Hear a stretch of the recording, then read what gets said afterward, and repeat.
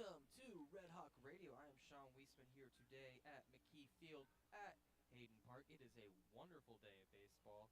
Beautiful 65 degrees, says it feels like 75. The sun is out, very few clouds. And we have some baseball today.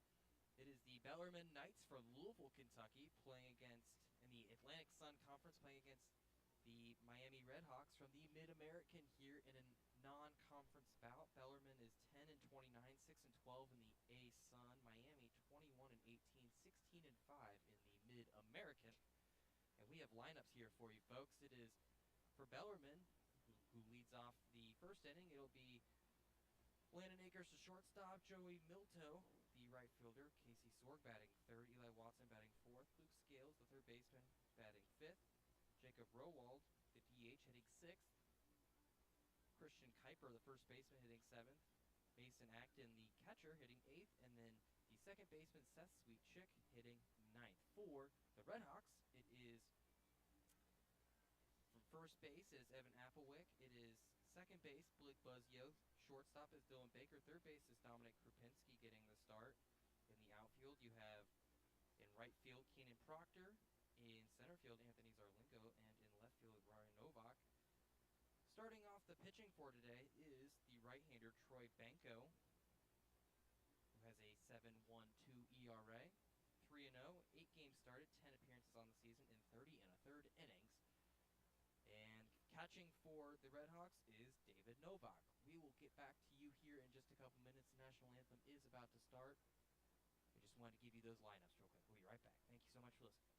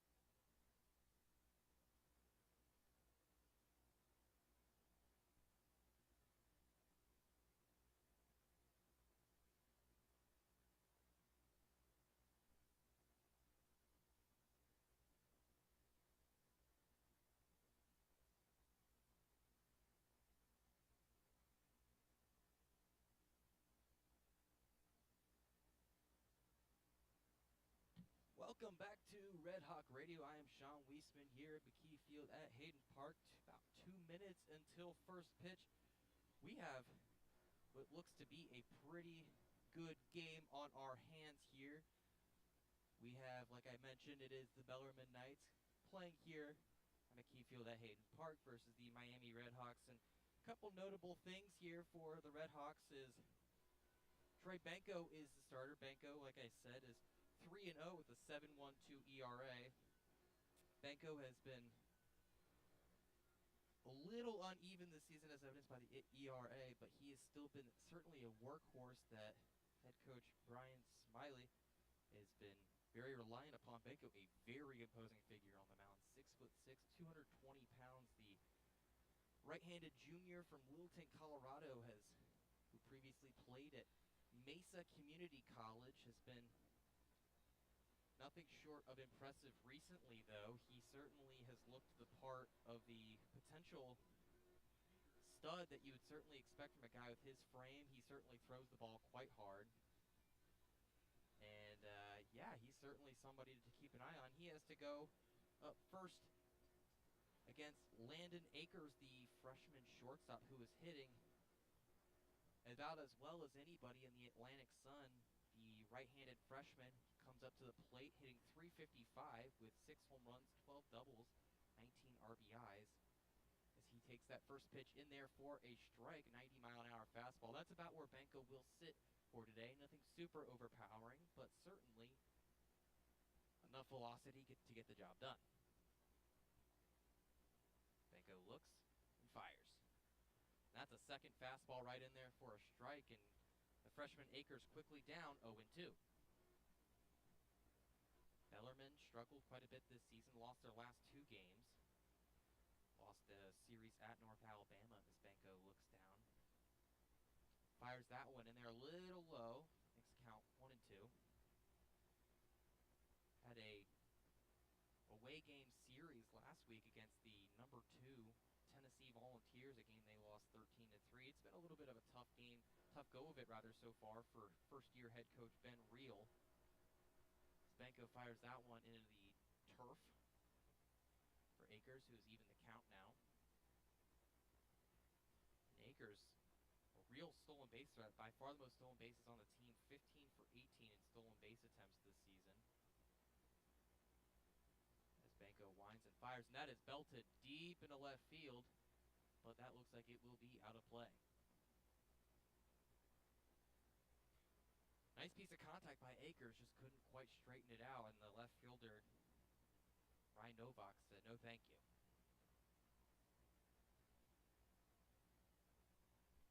Still 2-2.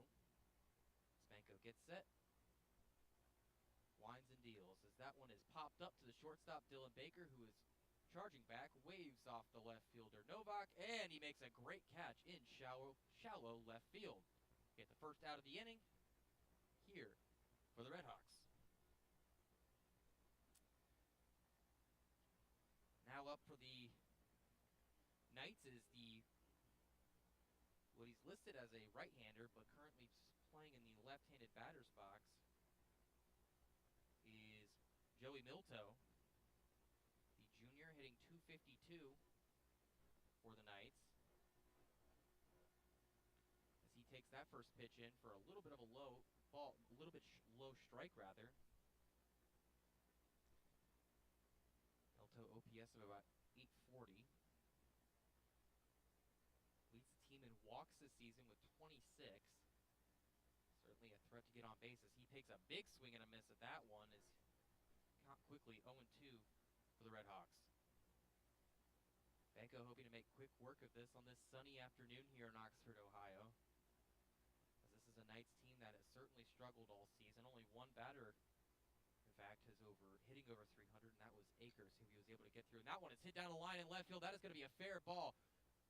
Milto looking two. He is not going to go two, though. Actually, a really great job by the left fielder, Ryan Novak, to cut it off. It looked like it was going to be easy 2 bases, but Milto a little slow coming out the box, and so he had to stop at 1. So 1 out, Joey Bilto on base with the center fielder, the right-handed Casey Sorg, the senior, coming up to bat.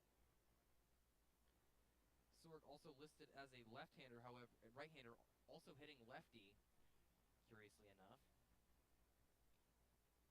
That's a foul tip right into the mask of the catcher, David Novak. Makes the count 0-1. Sorg listed at 6'4", 230 pounds. The senior from Floyd's Knobs, Indiana. Last year, named first team All-A-Sun, the only Bellarmine Knight returning who was even named to any all-conference team, as he takes that pitch for a ball. Banco takes a quick peek at the base runner, Milto. Fires back. Milto not really a stolen base threat, only 3 for 4 on the season. Novak, too, has a pretty dang good arm. Been effective at cutting runners down all season. Caught 4 guys stealing in their mid-conference matchup against Cincinnati a week ago. That's a big swing and a miss from Sorg to make the count 1-2. Sorg was actually a part-time pitcher prior to becoming a full-time infielder, outfielder kind of combination for the Knights. As that is a nice pitch, but a little outside, so once again the count is now 2-2 for Sorg. And Sorg, really nice lineage. His dad was a baseball player and is now at one point was actually head coach at Morehead State, also in Kentucky. Banco fires that one back to first. No real threat, though, presented by Milto. It's not just his dad, though, Casey Sorg. His mom played volleyball at Morehead State, as he makes a big swing and a miss and Banco gets the out there. So now 2 down for the Knights, as the left-hander Eli Watson comes to the plate. Watson, a left-hander as well, from Jeffersonville, Indiana. Well-traveled. We'll get into that in a second as Banco fires that one. That one is barreled right to the second baseman, Blake Buzzio, who fires and retires the inning. Well, a really great inning, a little bit of some efficiency there. Only 1 base runner for Banco as he's able to get out of that. And so the RedHawks still 0-0 against the Bellarmine Knights here at McKie Field at Hayden Park. This is Red Hawk Radio. We appreciate you listening to us, and we'll be back in just a minute.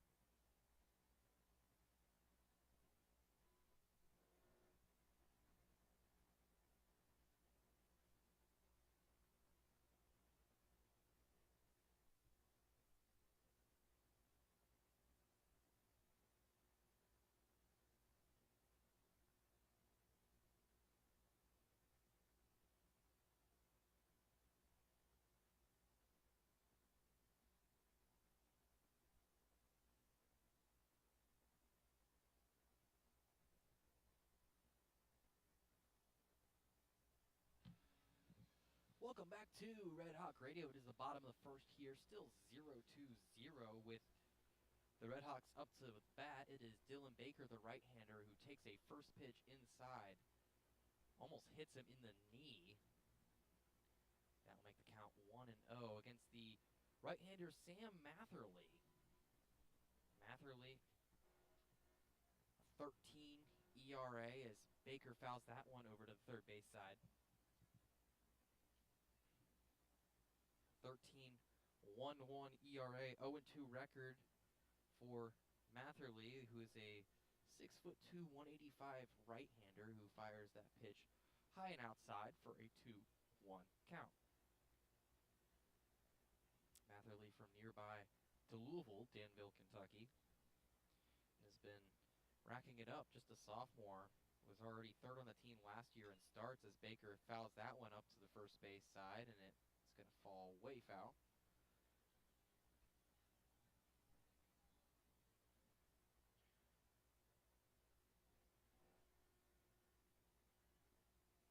Matherly, a part of team last year. Not a lot of returners from last year as he hits Dylan Baker on that one, and that will be a hit by pitch and a free base for the shortstop Dylan Baker. And that brings up the left-hander DH Ty Batisic, who has been hitting the ball quite well, hitting .322 and started all 39 games for the Red Hawks. Like I was saying, because this is a new coach. Last season, Chris Dominguez was fired after 3 seasons as Batisic watches that first pitch in for a strike. Dominguez never really got his stride as he went 10-45 and 9-21 in the Atlantic Sun last year. It was bottom of the league in overall record as Matherly fires that one into the turf for a ball. Count is now 1-1. Batisic been named MAC Hitter of the Week twice this season. Most recently 2 weeks ago as he watches that pitch for a ball. But certainly Ben Real making some progress, already at that 10-win mark. Matherly hoping to get this team to 11. Has to get outside of this, and that is a ball hit well inside shortstop, rather. That is a double play ball, beautiful double play ball, rather. Batisic hit that ball to shortstop, who tagged second base, got it to first for an easy double play.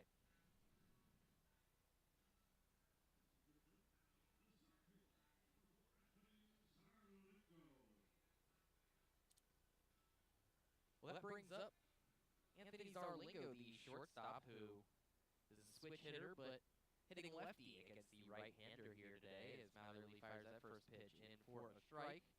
Throws a very easy 89-91. Doesn't seem to be a lot of effort in his delivery at all for the sophomore. Zarlingo been a real force in the top of the lineup as he watches that second pitch in for a strike, as well as he's actually leading the team in batting average, hitting .333. Not the most powerful hitter, but certainly the best stolen base threat. 6 steals on 7 attempts for the Red Hawks as he keeps his bat on his shoulders for that one for ball 1. Home plate umpire today is Justin Penix. Zarlingo hits that one. That's a pop-up to left field. The left fielder struggled for a second. Eli Watson struggled for a second to see it, but eventually caught it, and that will retire the inning. So 0-0 here, only one hit between the two teams, and an uneventful first inning. Thank you so much for listening to Red Hawk Radio. We will be back here in just a minute.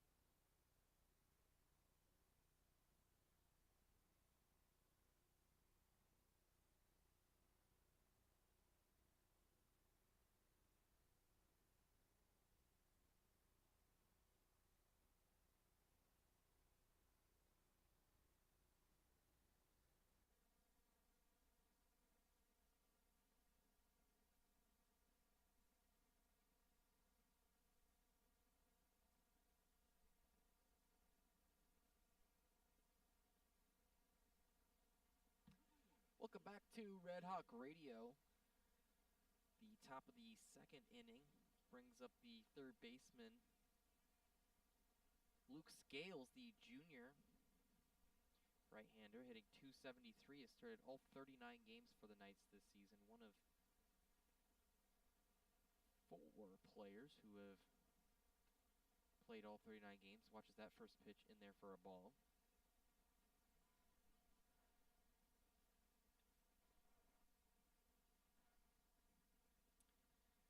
Scales has 22 RBIs, only 1 home run, but 27 runs on the season as he watches that pitch in there for a strike.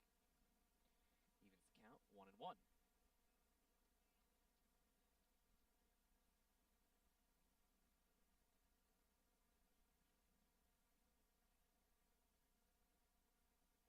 Benko fires that one. That's a pitch in the turf, but it elicits a swing and miss from Scales, so that makes the count 1-2 here for Benko, and a chance to get his second strikeout of the day.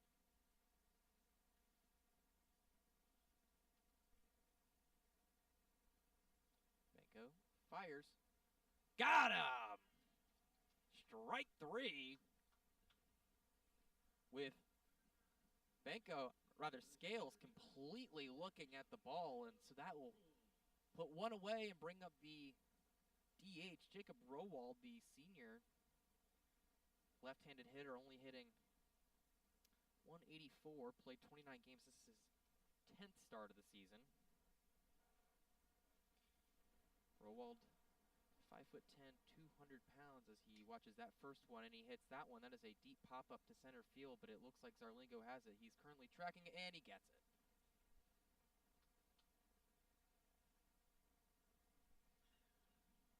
More efficiency from Troy Benko, only 20 pitches in his first 5 outs. Certainly like to see that in a midweek game. I've said this before, but one of the advantages of these midweek games, though, is you can almost certainly have your guys back for that weekend series. Usually gives them enough time if you want to pitch them today, as Benko fires that first pitch in for a strike.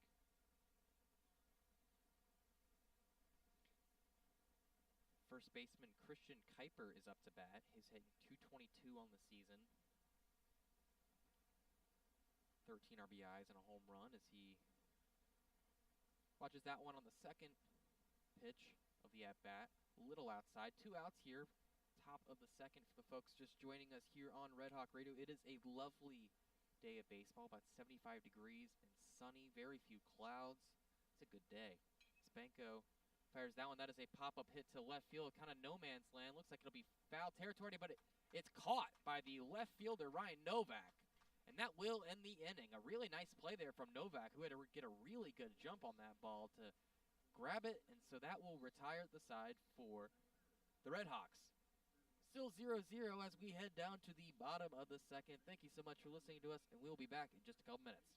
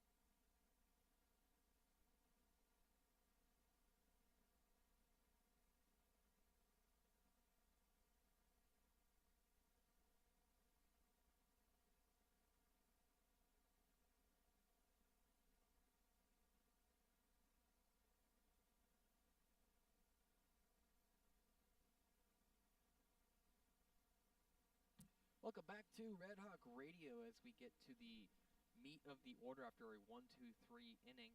for the RedHawks to start the first against the right-hander Sam Matherly, who Applewick pops that first pitch up to the right fielder, Joey Milto, who is able to make the catch and get the out. So 1 pitch, 1 out for the Knights. So that brings up the right-handed hitter David Novak, the catcher, the senior, who's hitting .295.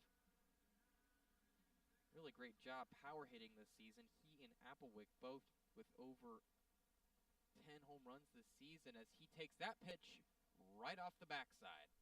That is the second hit by pitch for the RedHawks, and that once again, with 1 out here, puts another base runner on board for the left fielder in the left-handed hitting, Ryan Novak, of no relation to the other Novak. And that's the sophomore, is hitting .314 in his 37 starts, 3 home runs, 4 triples, 10 doubles, and 37 hits on the season. He's been an RBI machine as well, 32 and an OPS 1100 exactly. As he takes that first pitch in there for a ball, a little inside. Yeah, Matherly's had some trouble. He's hit 5 batters this season in his 11 2/3 innings pitched coming into this game. He's already got 2 today as he fires that one into the turf rather. Matherly, 21 walks, 7 strikeouts coming into today. Batters hitting .312 off of him. Not a big lead either from Novak, as that's another ball. So the count is 3-0 with 1 out here in the bottom of the second. 0-0 for the RedHawks.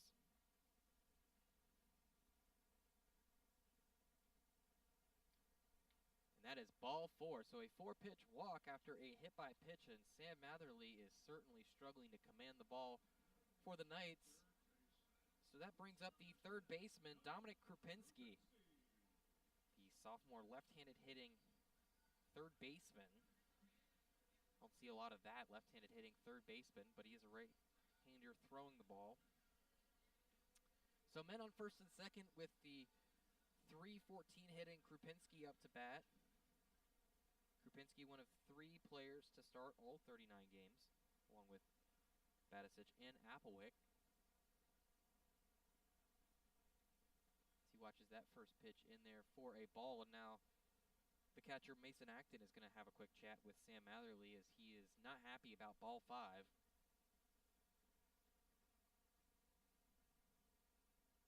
I guess you could make that ball 6 given the hit by pitch. Krupinski, a redshirt sophomore from Livonia, Michigan, and he's an Indiana State transfer. He's recruited actually by Brian Smiley, who was at Indiana State before coming to Miami. Seamless transition for him, as he's been a great starter.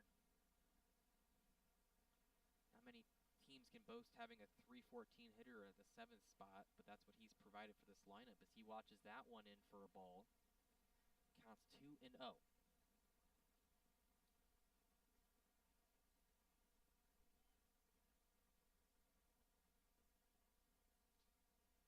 Matherly taking his time. Not a very big lead from either guys, as that is a high ball 3.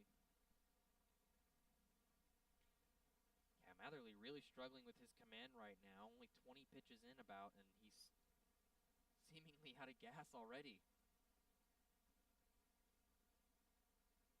He winds and fires, and that is going to be a strike, a little inside, but nevertheless breaks up his streak of 8 consecutive balls there, and so count is now 3-1. Men on first and second here. Bottom of the second. It is still 0-0. And that is ball 4. So bases loaded on a hit by pitch and 2 walks, and now a really great opportunity for the right fielder Keenan Proctor. Proctor, only 11 games played. This is just his 4th start of the season. The junior really being put in a crunch situation early. Not a lot of at-bats for the lefty. But UCLA transfer has a chance here to make something happen. Hitting just 200, but only 15 at-bats. He takes that first pitch outside. Still no hits for the RedHawks, but like I said, bases loaded here, so even just a walk would get a runner in. Proctor watches that one down the pipe for a strike. Counts now 1-1 for the lefty. Proctor, 7 appearances in 2 seasons for UCLA. Didn't really play a whole lot, but has played a little more here in Oxford as he barrels that one into right field. That one is falling quick, and it is going to be fair ball. Right in front of the right fielder who fires it home, but it is not in time, and that ball gets by the catcher, but the runner on third does not advance, so 1 run scores on a bloop single from Keenan Proctor, and so an RBI, and the base is still loaded for the 9-hitter, Blake Buzzio. Now a quick discussion, or potentially a much longer discussion here for pitching coach Braden Smith and head coach Ben Rio, and it looks like that will be the end of Sam Matherly's day. So 28 pitches, 1 hit, 1 run, 2 walks, and a hit by pitch, and not the best day for Matherly, but a chance for the next pitcher to get out of a jam here would be an amazing opportunity for Bellarmine to stay in this game. So we will step aside here as the new pitcher warms up, and we'll give you the deets on him, and we'll be right back here in just a minute. Thank you so much for listening to Red Hawk Radio.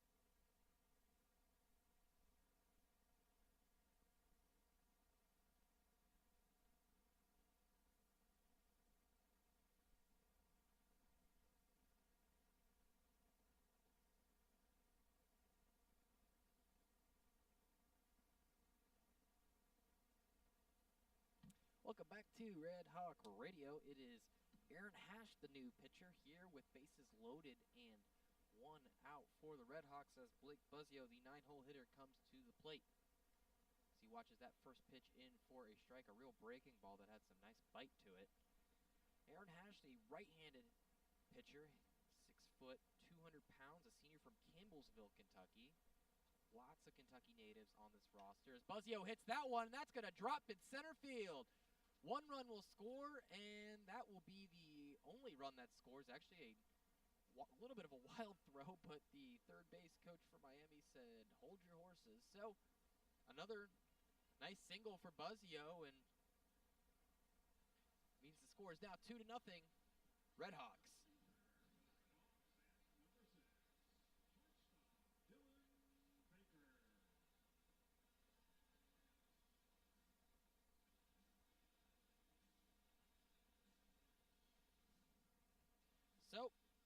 brings up Dylan Baker now, the leadoff man, as he watches that first pitch in for a strike. And Hash doesn't throw that fastball too fast either. Sits about 89, 91, but his off-speed really has some nice break to it, like I said before. Certainly something to keep an eye on here. So bases loaded still, 1 out for the leadoff redshirt senior as he checks his swing, and first base umpire Kerry Lyle is going to say he did not go. So count is 1-1 for the RedHawks. Baker, a bit of a wide stance, pops that one up. Very foul. Way behind us here. Behind the net. So count is now 1-2, and certainly hope to get at least one more run out of this inning. Hash, 15.34 ERA this season as Baker sprays that one over to the first base side foul. And 14 appearances, 14 2/3 innings, giving up 27 runs, 9 home runs. Players are hitting .519 off of him. So certainly imagine you should be able to get a hit as Baker swings and misses. Sounds like that is an announcer's jinx if I've ever heard one, and I apologize for that, Dylan Baker. That makes the count now. That makes it now 2 outs. 2-0 here, RedHawks, with bases loaded for the second hitter of the order. It is Ty Batisic, the lefty. Hash a chance to limit the damage as Batisic pops that one up, kind of in a no man's land. 3 different people charging into the right fielder. Will make the catch. Joey Miltel will make the catch. So, a really nice job from Aaron Hash, only giving up 1 run and none of them earned. So, 2-0 will be the score here as we go into the top of the third. RedHawks leave 3 on the board. Leave 3 on the bases, rather, but still able to get 2, so not a bad inning. So we'll step aside here for just a couple minutes, and then we'll head back to you in the top of the third. Thank you so much for listening, and we'll be right back.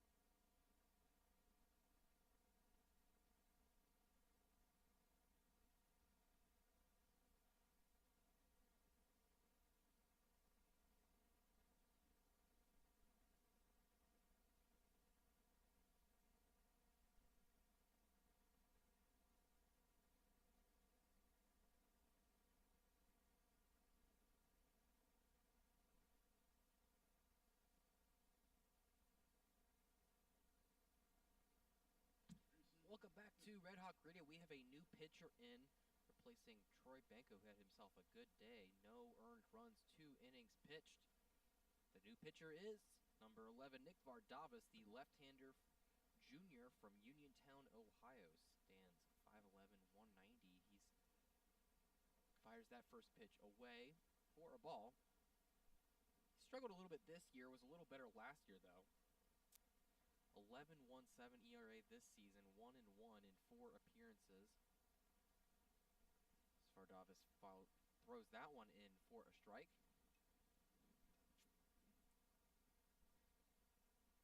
Vardavis hitting now against multiple switch hitters,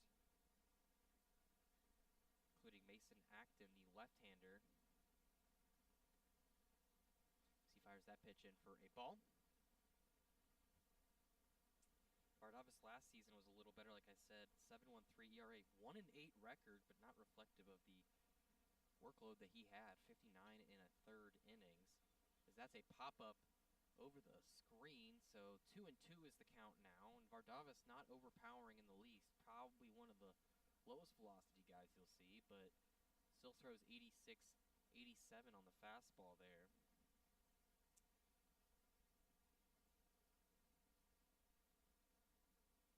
7 strikeouts in his 4 appearances, 9 2/3 innings for the Uniontown, Ohio native. He threw that pitch in there, looked like a strike, but home plate umpire Justin Pennick said no dice. So the count is full, 3-2. Vardavis fires, almost hits him in the head, and that will be ball 4 for the leadoff hitter, Mason Acton. So now you get the right-handed hitting Seth Sweetchick, who is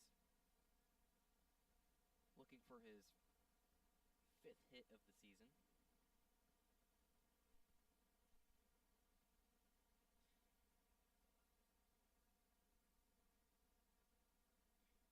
Sweetchick hitting 183 this season as Vardavis throws that one. Swing and a miss.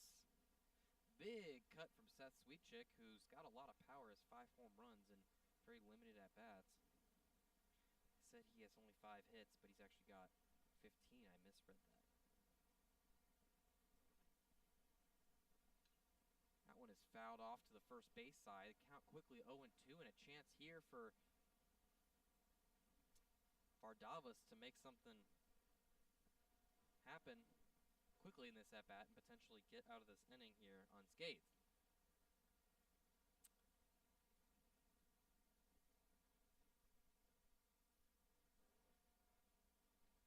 And that is strike 3. That is a foul tip into the hands of David Novak. So 1 out. A really nice strikeout there from Vardavis on one of his off-speed pitches. And so 1 out here, top of the 3rd for Bellarmine. 2-0 RedHawks, the man on first for the first hitter in the order, Landon Akers. Akers watches that first pitch for a strike. Akers 0 for 1 today. 6 home runs, 19 RBIs, 353 average. He's been by far the most productive hitter on this Knights roster this season. Vardavis fires that one. That is chopped third base side and foul. Count is 1-1 for Akers.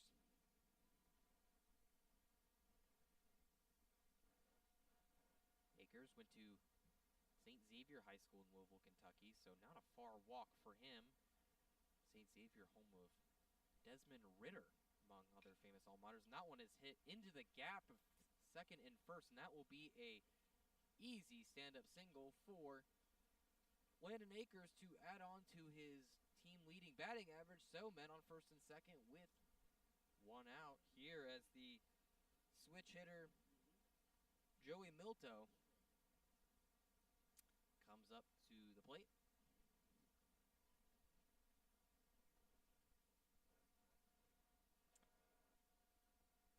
Sorry, not a switch hitter. He's a left-handed hitter, hitting .252 this season.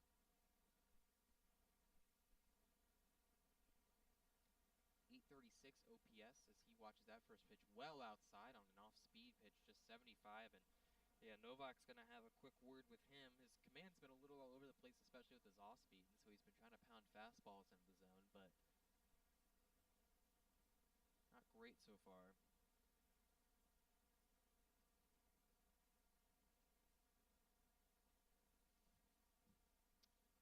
Novak heads back, and Milto been been with the Knights for 3 years.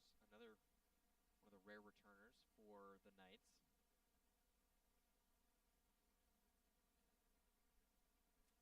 2 home runs, 17 RBIs for the left-hander. Greenwood, Indiana. Svardavis fires, swing and a miss. Really nice. Looks like it was a changeup there. 80-mile-an-hour changeup there for Svardavis, who's even the count at 1.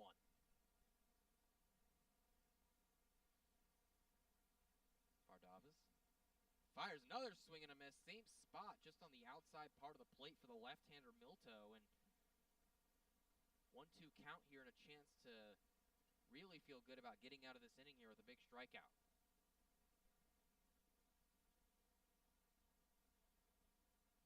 Milto 26 walks this season as he watches that one bounce into the turf for a ball.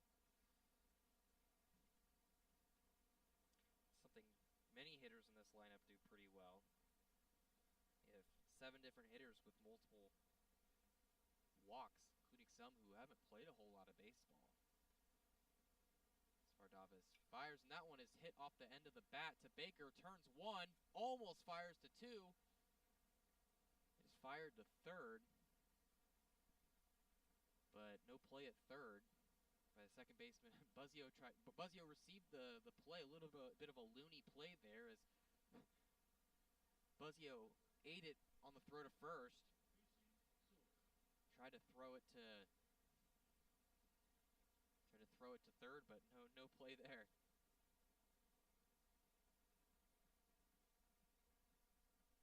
So quick discussion. I'm not sure. I think there might have been a discussion as to whether they maybe tried to cut the legs out from underneath Baker on that, or Buzzio on that play. Certainly an argument to be made as to some interference, but regardless, he has the base path. The base runner does. Regardless, because of the obstruction by the base runner,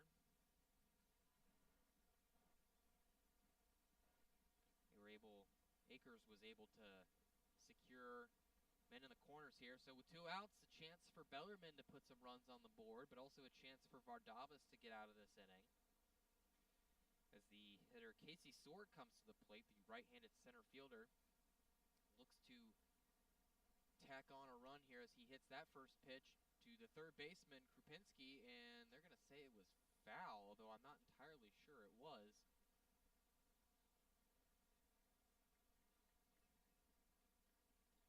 So first pitch foul, 0-1 is the count, 2 outs. Top of the third here, score 2-0 for the RedHawks against the Bellarmine Knights from Louisville, Kentucky. Svardavis looks at the man at first, now fires, pitches in the turf. Asked for an appeal, Novak did, but the first base umpire, Kerry Lyle, said nope. So, count will be even at 1-1. Chance, once again, for Sorg to try to make something happen as he barrels that one into the gap of left center field, and that's going to go down. 1 run's going to score, and a really nice relay throw will only hold the runner from second runner from scoring, and so 2-1 now. The RedHawks get the lead. Svardavis gives up the first runs of the day for the RedHawks, and really, really nice barrel on the ball. Casey Sorg did, like I said, just barreled it right into the gap. No play on the ball for either the center fielder Zarlingo or the right fielder Keenan Proctor. So, the left-handed hitting Eli Watson will be up to the plate. Watson very well traveled, played at Western Kentucky. Almost gets hit by that first pitch ball. Arizona Western College. Played 2 years actually at Western Kentucky before going to Arizona Western. It's been very solid for Bellarmine this season as he watches that pitch in there for a strike.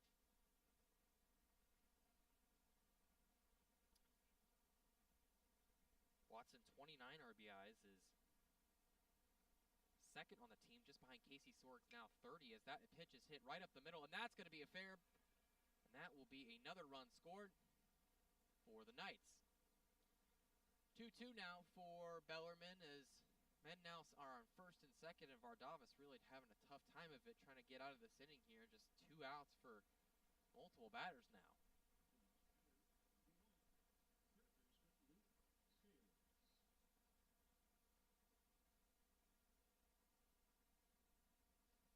So, Luke Scales is up to the plate. 22 RBIs, although it looks like actually there will be a quick pitcher's meeting, perhaps maybe not so quick, for pitching coach Larry Scully, and looks like it'll just be a quick meeting as there's just some discussions maybe about his command. His off-speed pitches haven't been very good. He's been either throwing them into the dirt or right over the plate. So, a little bit of a tough day of it for Vardavis. Now, how he adjusts to it, we'll certainly have to see. But 2 earned runs now for Vardavis, whose ERA has now gone up to 12.19.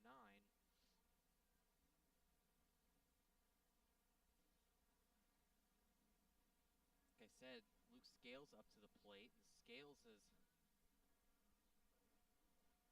another local guy for Bellarmine from Owensboro, Kentucky, hitting .273. Played at Owensboro Catholic in Kentucky, won a bunch of awards, was Messenger Inquirer Player of the Year, Region Player of the Year, and District Player of the Year. Came in right away. He's contributed. Now a junior, has been a 2-year starter. As he comes up to the plate. 6'1", 205 right-hander. As Vardavis looks to get out of this inning, and that one has popped up to the kind of no man's land, but center fielder looks like he's got it now. Second baseman's got it. Buzzio's got it, and he does. That rotated 3 different guys, called it all at different times, and eventually it drifted over to Buzzio, who was able to make the play. So, RedHawks, wow, 2. So, Bellarmine has tied the game now 2 apiece.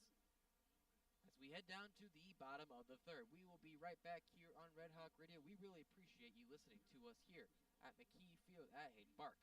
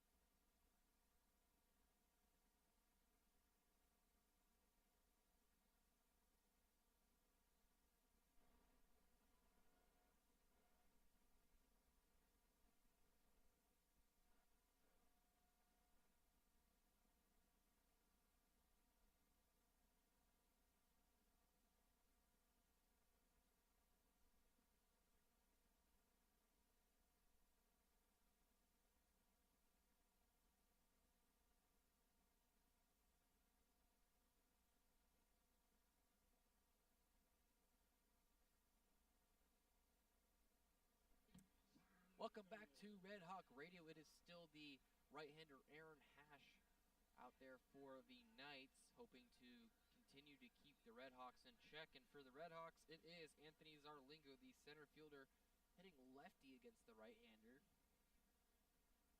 Hoping to get some action started as he hits that first pitch. Looks like it'll be pretty much right to the right fielder, and it will be. So another out to the right fielder for Zarlingo, who is now 0 for 2 today. That brings up the powerful Evan Applewick, the first baseman, up for Miami. Applewick on a tear for about the first 30 games, hit 13 home runs. At one point was top 3 in home runs in NCAA baseball, but has yet to hit a home run since then in the last 9 games or so as he watches that first pitch in for a ball. Still been efficient, hitting .297, 44 runs, 43 hits, 45 RBIs. Watches that pitch in for a strike. A little low, but count still 1-1.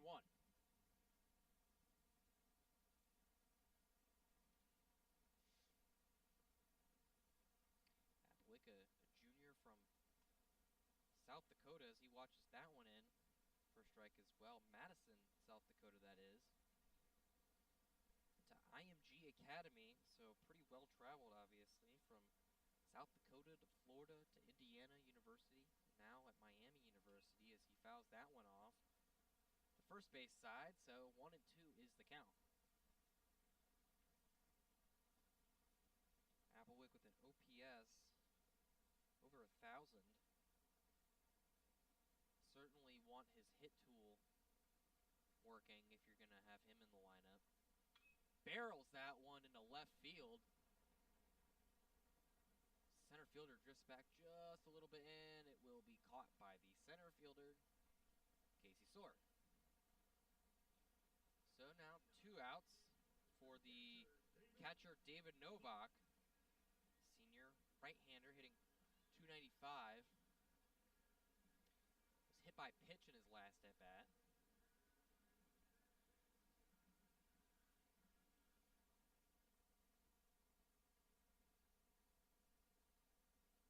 He waits the first pitch, spiked into the turf for ball 1. Novak, 11 home runs himself. Only duo in the Mid-American with the only duo with multiple 11 home run seasons. The senior from Zionsville, Indiana, has become a really nice cog in the lineup here for the RedHawks. So you watch that pitch in for a ball. Almost looked like it was spiked in the turf again, but Justin Penix, home plate umpire, said that was a strike. So 2-1 is the count now. Hash making pretty quick work of this RedHawks lineup. Throws that one in the dirt. Hash coming into this game a 15.34 ERA in 16 innings pitched. Giving up 42 hits, but done a really great job limiting it so far. Count now 3-1 as that is kind of a half swing, but barreled over first base side and foul. So full count now for Novak. It's interesting, these roster compositions, like I said, there's a lot of guys not from Ohio in this lineup, on this roster as a whole, even some from as far away as the Dominican Republic, as that one is fouled off. Guys from, South Dakota, Arizona, Florida. Most of the guys you see for Bellarmine are going to be Kentucky guys. I mean, Aaron Hash is Campbellsville, Kentucky. That is barreled deep into left field, and that is going to fall foul. Just foul. Really nice barrel on the ball, but about a foot left of the third base side line in the corner there. So, fortunately, what would have been an easy 2-base hit for Novak now is going to be nullified.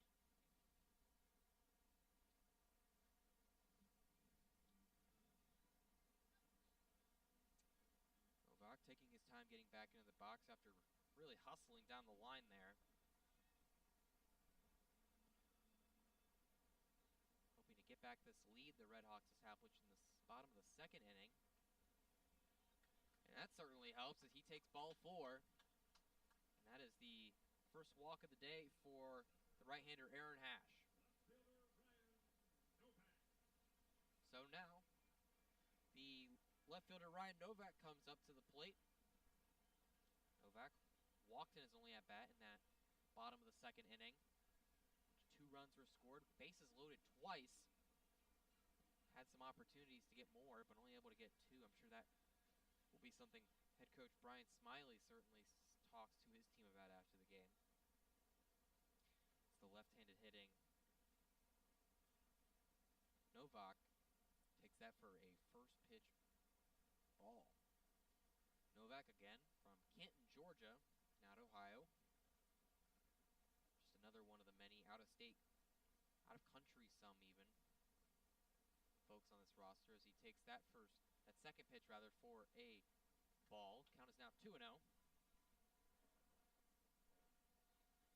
Hash, a great athlete.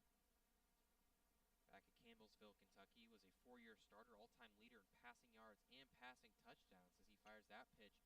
That one's going to be popped up over to the left field side. It's going to be foul, but will be caught. So that will end the inning. Aaron Hash doing a really great job of making quick work of these RedHawks, and so score is still 2-2 as we go to the top of the 4th here at McKie Field at Hayden Park. We really appreciate you listening, and we will be right back here on Red Hawk Radio.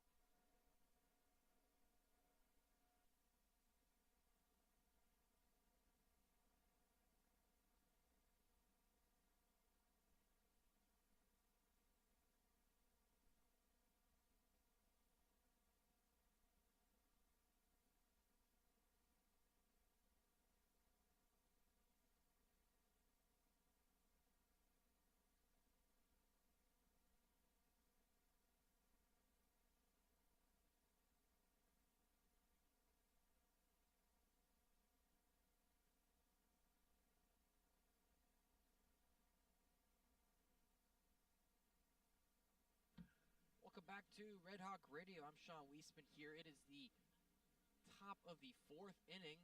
Score is 2-2 rather.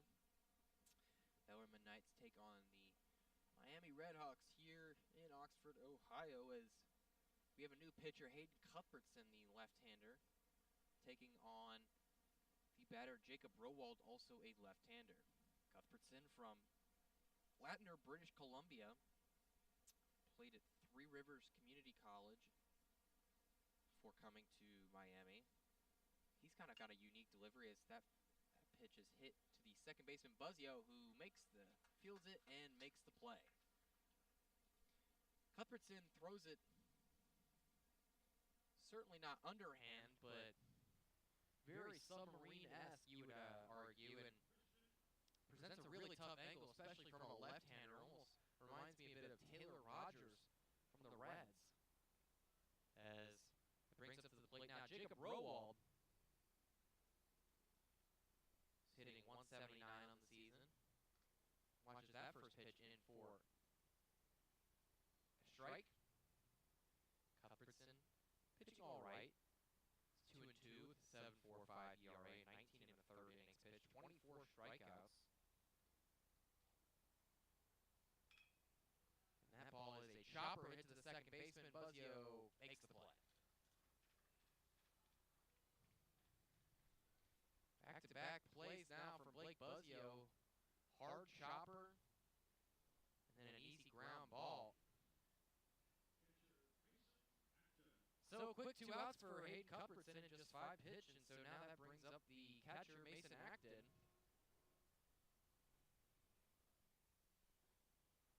Acton, a freshman, hitting just 167. Sets the first pitch well outside for Cuthbertson. But Acton from Somerset, Kentucky, went to Pulaski County High School and was named Commonwealth Journal Player of the Year for coming to Bellarmine. That is a chopper hit, foul over to the first base side. Cuthbertson presents a little bit more velocity than you usually see or expect from a submarine guy. Kind of a funky arm angle, and you combine that with a guy sitting anywhere 91, 93. And some off-speed with some movement. That's a guy with some legit potential, certainly. He's just got to figure out the pitchability. Work through that as Cuthbertson fires that one in. Almost clipped the corner. He wanted it, didn't get it. As it's now 2-1 with 2 outs here in the bottom of fourth. Top of the fourth, rather.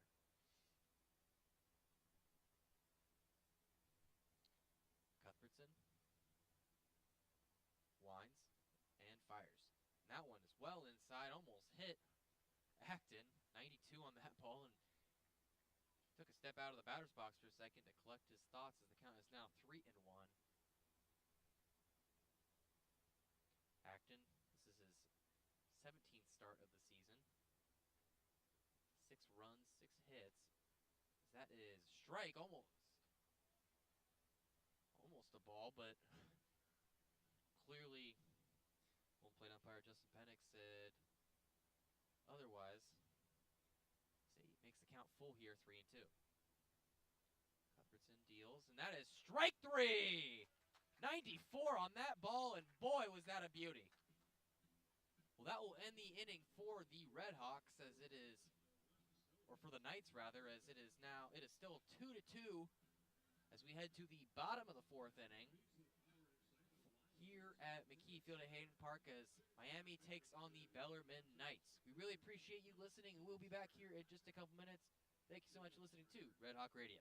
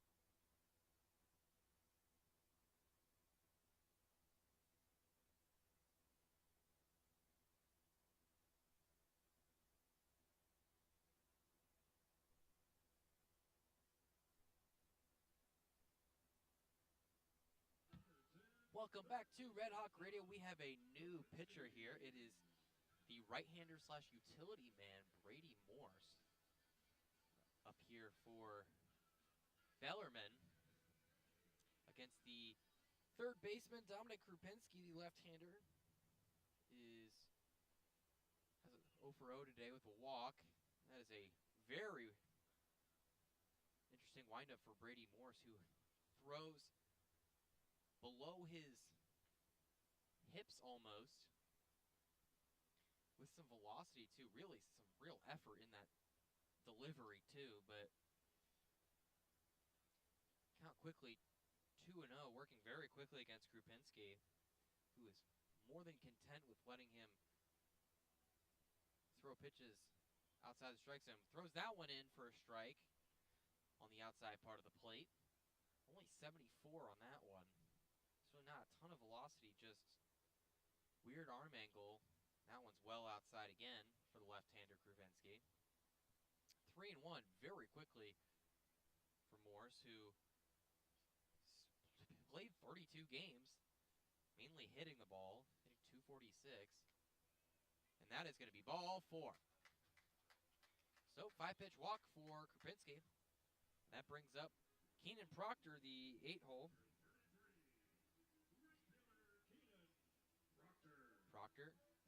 for 1 today with an RBI, hitting .250 on the season in 16 at-bats.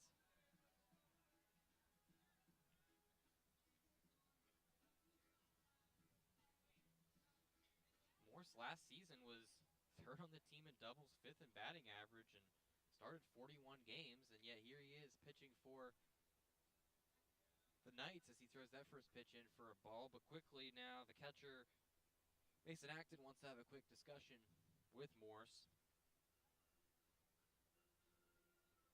Morse, another local kid from Danville.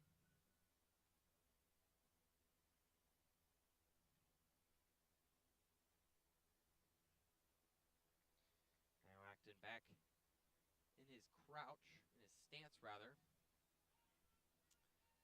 as the left-handed hitting Proctor comes up to the plate. Big swing and a miss, 68 on that pitch. That's just a really tough arm slot to hit from. Not going to overpower you in the least. Morse, not the most efficient pitcher this season, giving up 23 hits in 10 1/3 innings, as that pitch, though, is thrown in there for a strike. 19.16 ERA.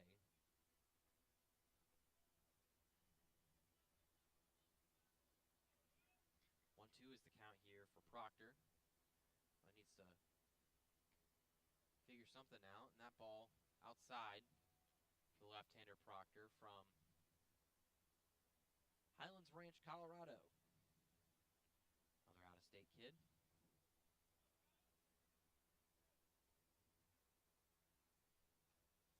That ball also outside for a strike. For a ball, rather. Count now full, 3-2.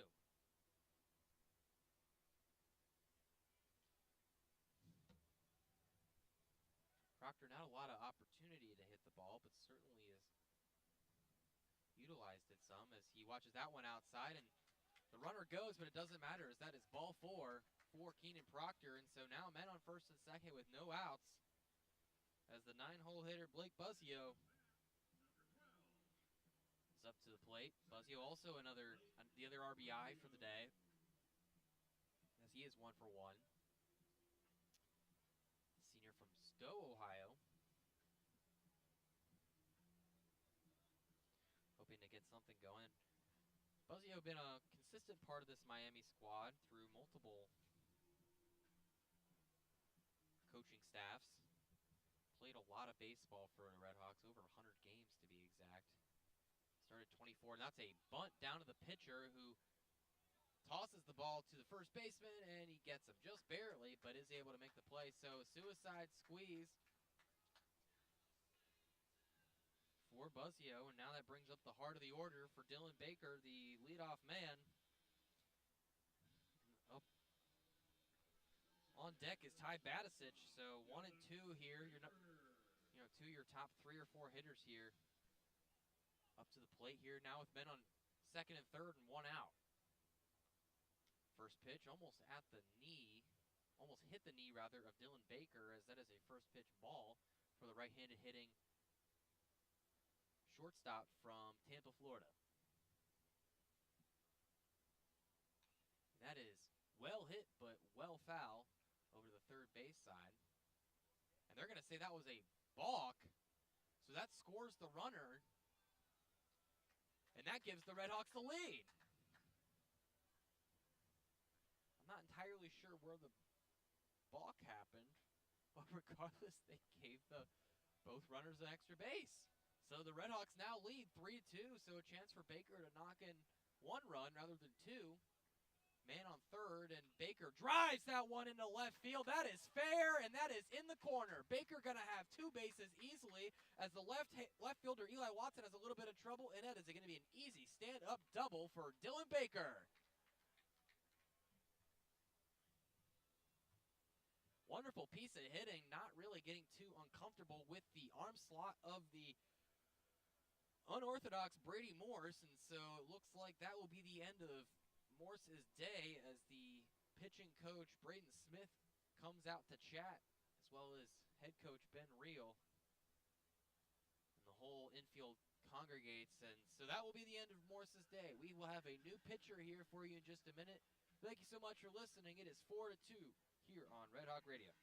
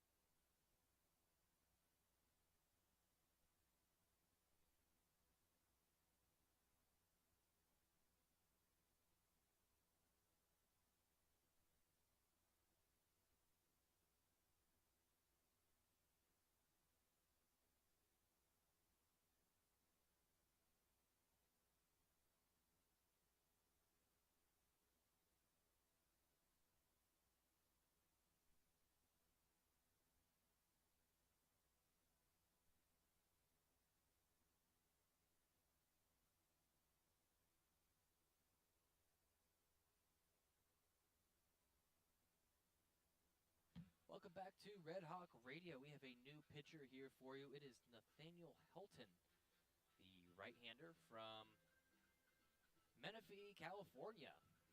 Pretty well-traveled himself. Has a 16.87 ERA in 3 appearances, 2 2/3 innings. Facing off against Ty Batisic, the DH and the number 2 hitter here, as fires that first pitch in for a ball.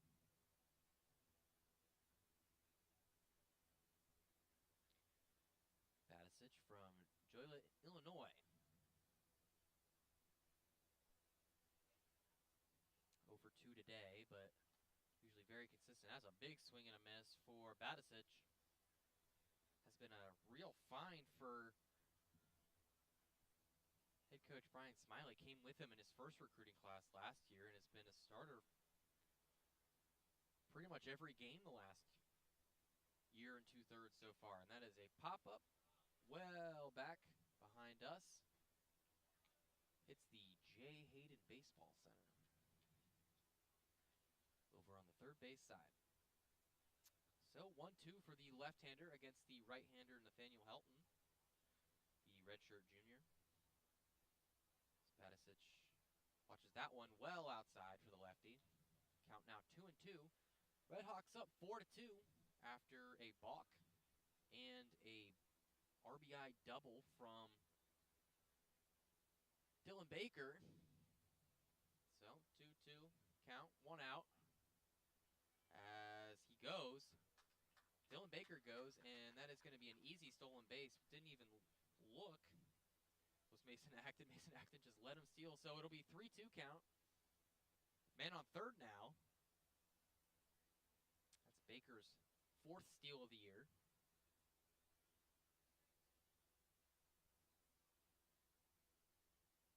And that is barreled to the shortstop. Oh, and mishandled by the shortstop. Still thrown out as Batisic. A little bit of a lumbering physical presence, but an RBI regardless, as the man from third, Dylan Baker, is able to score on the mishandled play by the shortstop, Landon Akers. So that will go down as an unearned run for the pitcher, Nathaniel Helton.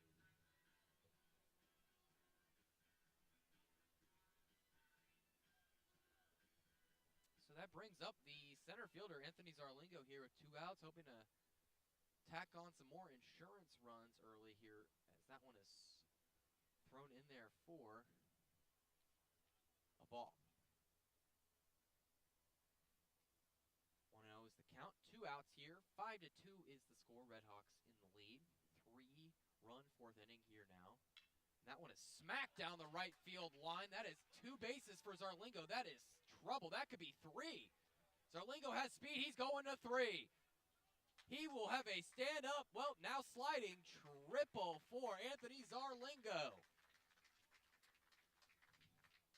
Really nice barrel down the first base line outside the outstretched arms of Christian Kuiper, the first baseman. Kind of hit a ricochet off the 343 into the fence.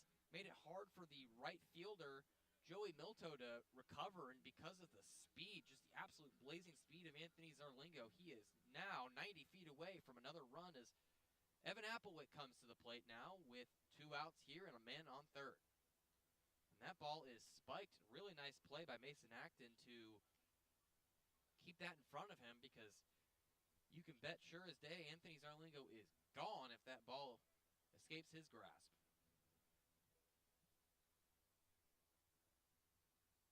Now settling down is Helton, who throws that pitch in for a ball. Helton was working relatively fast previously. I'm wondering if Acton told him maybe to slow down a little bit, especially with a man on third. That ball is fired in there right down the middle for a strike. Count is now 2-1. Both teams 4 hits apiece, but lots of walks in the second inning is the difference, really, between the 2 scores. 5-2 is a big swing and a miss for Applewick. The count is now 2-2 with 2 outs here. Top of the 5th inning, or bottom of the 4th inning rather, for the RedHawks on a beautiful spring day here in Oxford, Ohio.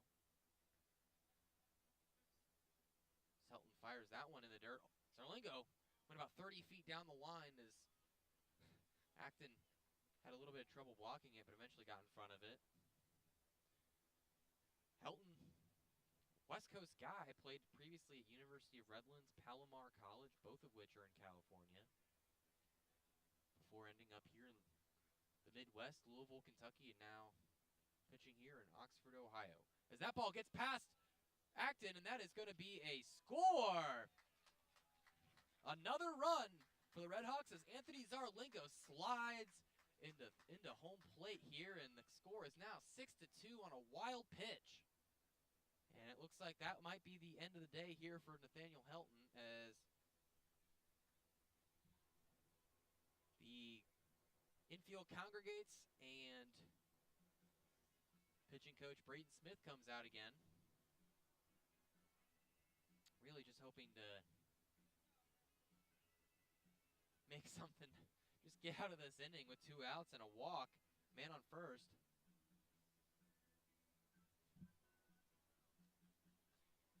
Applewick, that was clearly a ball, so that walked the batter and scored a run.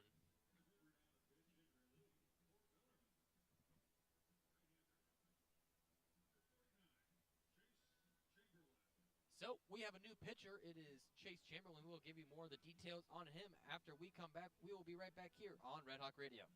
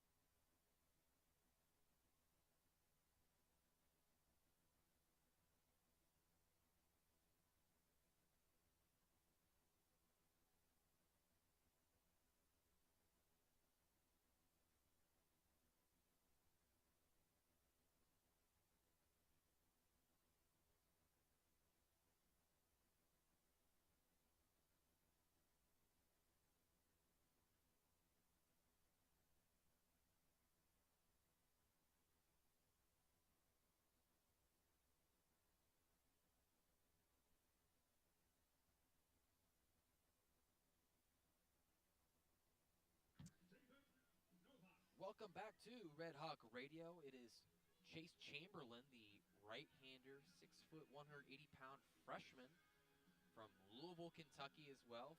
Went to DuPont Manual. Up against David Novak, the 5-hole hitter, with a man on first base as he fires that first pitch. That one also gets away from Acton, who tries to fire it down to second. Not in time, though, as Applewick able to steal a bag, just his second of the season. So Applewick a perfect 2 for 2.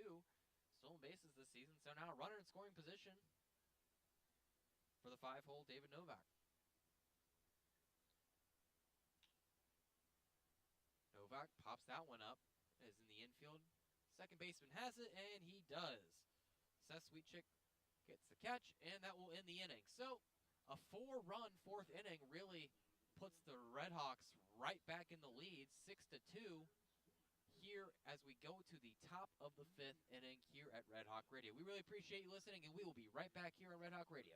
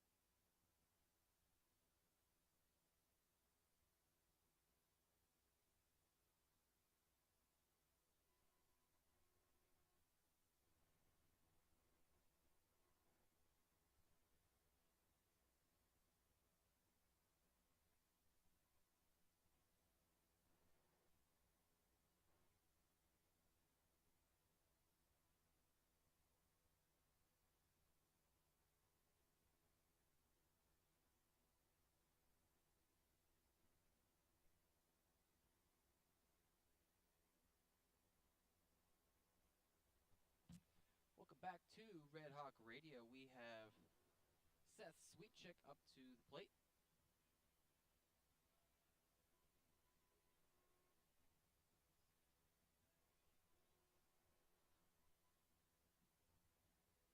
That is a first pitch swing and a miss for strike one. Sweetchick. Really great name, by the way, but very well traveled. Played at University of Kansas, University of Nevada. He barrels that one right to the third baseman, Dominic Krupinski, who makes the catch.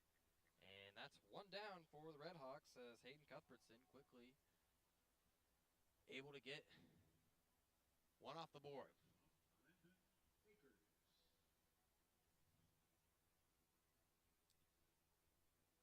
So that brings up the leadoff man, Landon Akers, the freshman.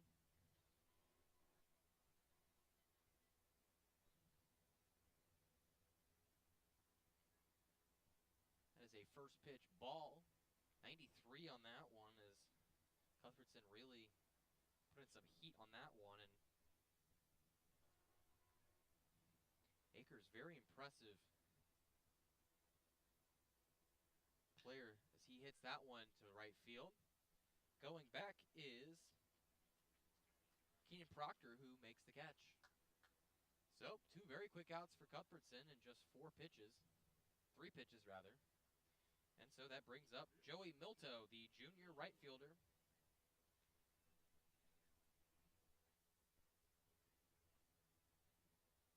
Milto, kind of a platoon guy last year, really taking off though this year as one of the top hitters of this Bellarmine lineup.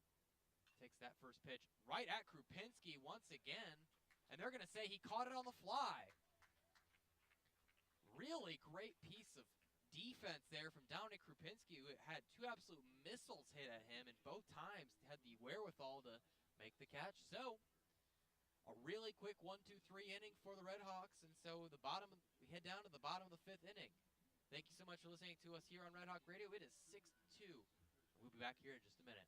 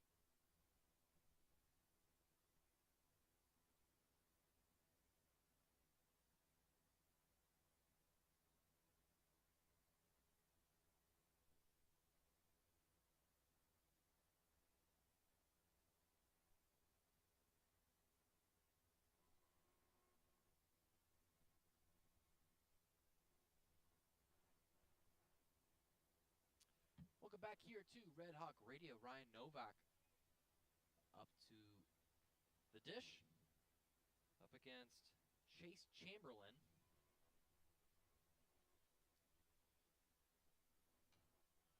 Novak fouls that one back. Count is 1-1, and Chamberlain, like I said, a freshman, actually led his team in high school to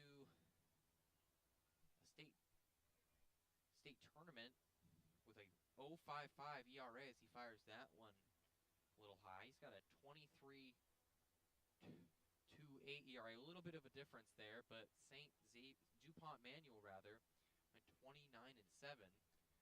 So that ball is fired in for a ball, and that is count now is 3-1 for Novak.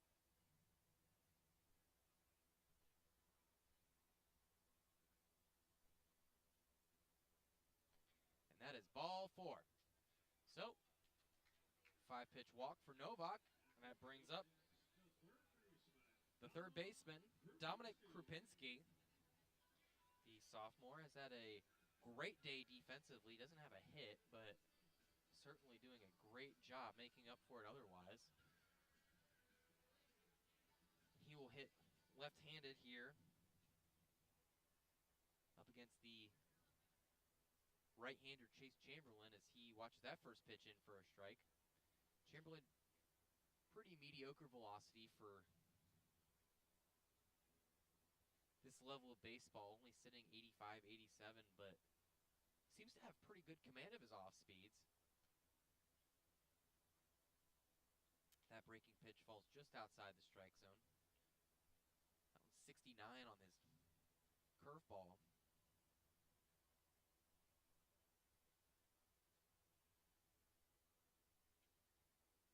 And that is hit right in the head is Krupinski. Krupinski, thankfully, okay.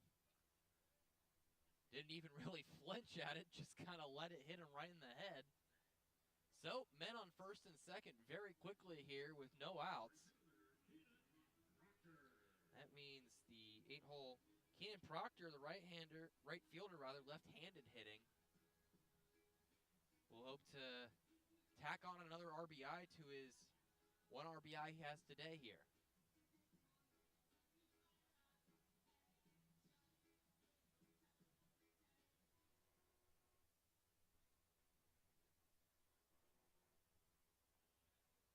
Proctor looked like he check swung, but third base umpire, Lyle Travis, said he did not. So, count is 1-0 here. Men on first and second. Bottom of the 5th inning for the RedHawks. As that is a chopper hit foul over to the first base side. Count is even now at 1 apiece. 92 on that one. That is way faster than any of the other pitches we have seen today.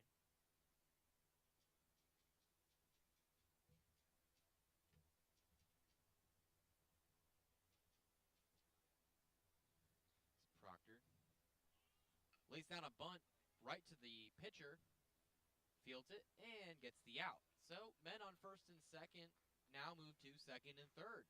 After a really nice bunt from Keenan Proctor, did his job, suicide squeeze, and so you have a chance now for your 9 and 1 hole hitters to potentially get some guys in here. With Blake Buzzio, the 9-hole hitter to start, the second baseman, right-hander, is going to try to make it happen first.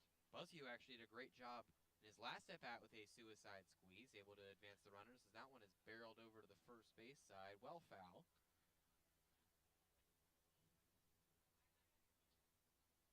Steps out of the box for a second before a couple practice swings. That one is barreled into right field. This probably is at least 1 run, as the right fielder still coming across. Throw is cut off. So, a really nice RBI fly out there from Blake Buzzio to the right fielder. Joey Milto trying to make a play at the plate, but kind of stumbled on his throw, which kind of limited the velocity on it. So now there's a man on third base here with 2 outs, and Dylan Baker, who already has an RBI double, he was also up to the plate when they had a balk as well in his last at-bat. So it is 7-2 now, RedHawks, as Dylan Baker hopes to make it 8-2 here with 2 outs. Dylan Baker played a lot of baseball, redshirt senior. Been a really productive part of this lineup for several seasons now. Third year starting, and that one is drilled into left field. Foul ball, though, and yep, it sure is. It looked like it was going to swing foul for about a quarter of a second there, but kind of curved at the end. So the count is 0-1 here with 2 outs. Bottom of the 5th.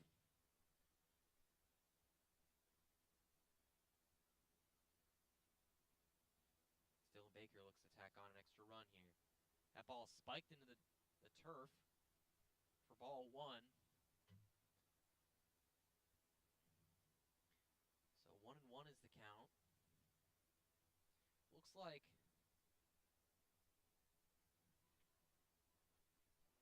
Chamberlain certainly wants to put velocity on it, but certainly doesn't feel comfortable putting velocity on it. Both of the times he's really let it loose, he's more or less spiked it. That is a big swing and a miss for Dylan Baker. That ball was well outside the plate. Count now 1-2 here for Baker.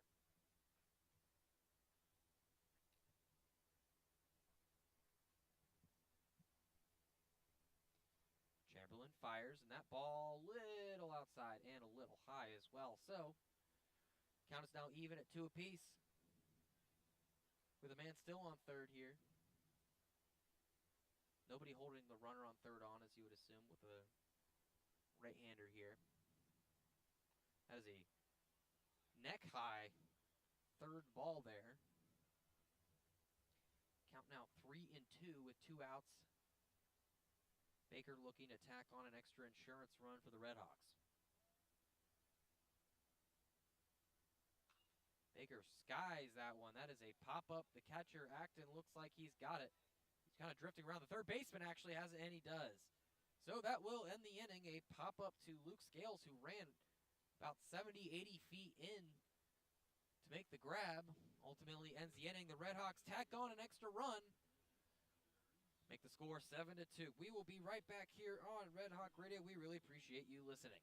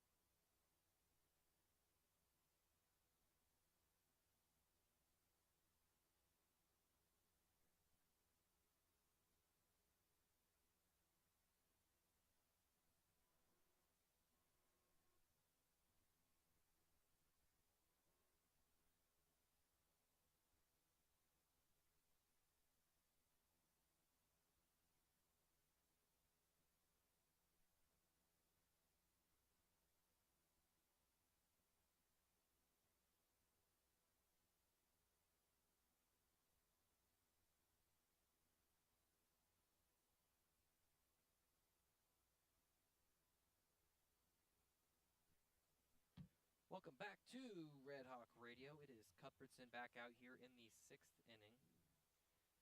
Going up against the number 3 hole hitter, Casey Sorg. Sorg with a hit today. This Sorg is a right-hander up against the left-hander Cuthbertson.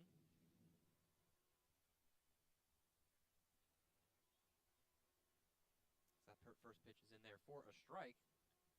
Count is now 0-1. Cuthbertson fires. Really nice pitch, 93, but little outside. Those of you just joining us, 7-2 is our score. Just had a run here, top of the 6th. 5 runs scored in the last 2 innings for the RedHawks as that pitch is fired in for a strike by Cuthbertson to even the count.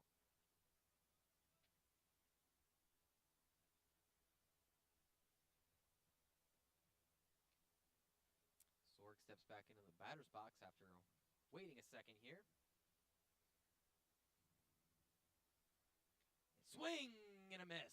A big strikeout by Hayden Cuthbertson as Casey Sorg just had no shot at that one.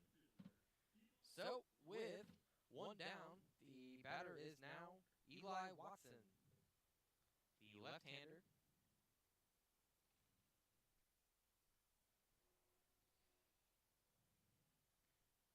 From Jeffersonville, Indiana.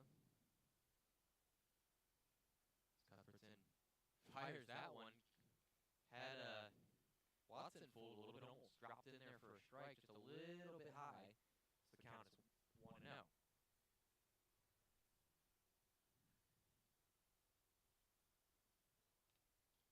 Little inside on that one for Cuthbertson. 2-0.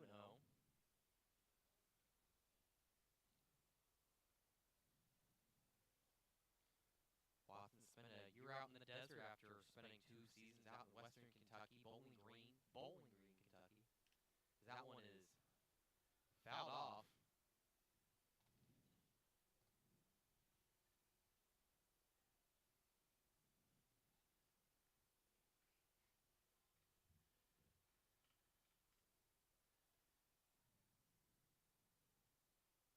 Count is 2-1. That one is fired in there a little high, and Cuthbertson takes his head off for a second, steps off the mound before readjusting here. 3-1 is the count, rather. That is fouled back again. Full count now for Cuthbertson, and he's done a really nice job being fairly efficient. Hasn't given up a run yet, especially for a guy who came in with an ERA at about 7.45. Certainly like that. That one is just inside for Cuthbertson. That will be a walk for Eli Watson. So that brings up the third baseman, Luke Scales, the right-handed junior. And Watson certainly a stolen base threat. 7 stolen bases on 11 stolen base attempts this year. Although David Novak has done a remarkably good job limiting the running ability of a lot of very athletic teams. That is a pickoff attempt, half-hearted one at best, by Cuthbertson.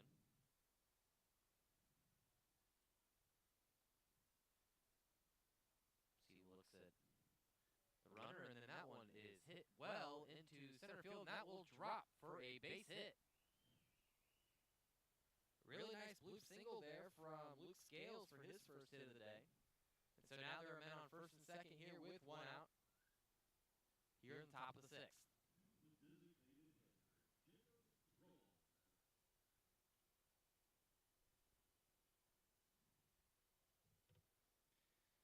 So Jacob Rowald will come to the plate, the left-hander.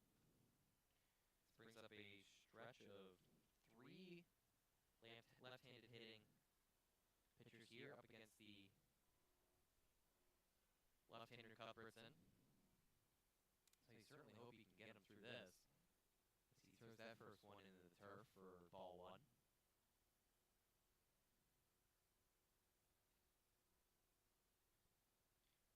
Rowald really struggling this year, hitting under 200.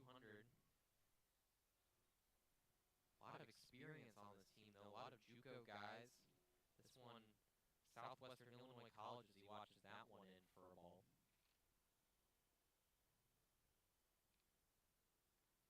Cuthbertson steps off to tie his shoe real quick.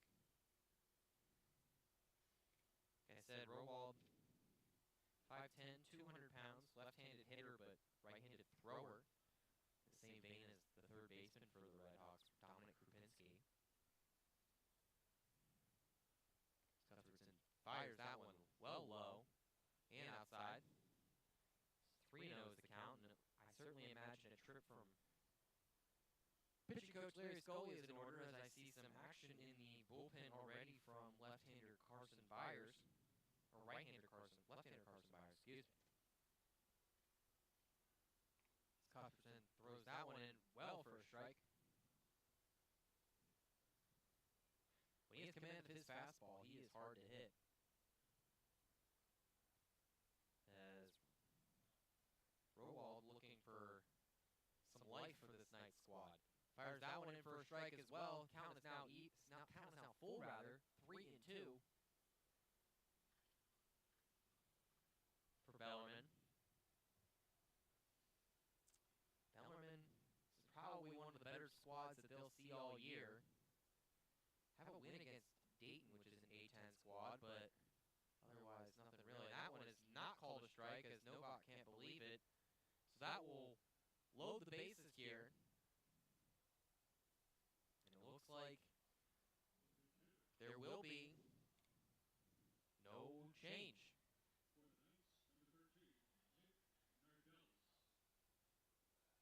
So, a sub-in, pitch hitter, Nick Nardellis, will come in for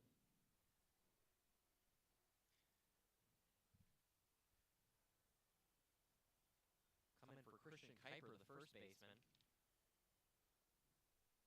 Cuthbertson has one out here with bases loaded. And that first pitch is outside. And now Larry Scully will take a trip to the mound. Probably did not like that pitch. It almost skipped away from Novak. But Nick Nardellis, kind of a utility man. Looks like he'll be subbing in for first base, though, for Kuiper, like I said. So Nardellis hitting 176 this year. Actually played a couple years for Delaware State. 41 starts for them last year. Had 9 home runs, 9 doubles, 25 RBIs. In 2023, rather. Redshirt sophomore. Not a lot of speed. Actually hasn't attempted a stolen base in his entire career. So I don't imagine a squeeze of some sort would be the play for them. But we will see. Cuthbertson remains out there, ready to potentially get out of this inning.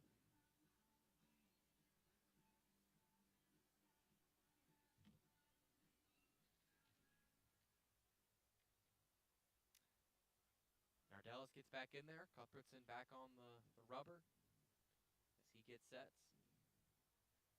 And rocks and deals. And that is a well-hit ball into the center field, and that's going to drop for a hit. 1 run will score. 2 runs will score. Just one, actually, is that ball well thrown by the center fielder Zarlingo. But an RBI single from the pinch-hitting Nick Nardellis.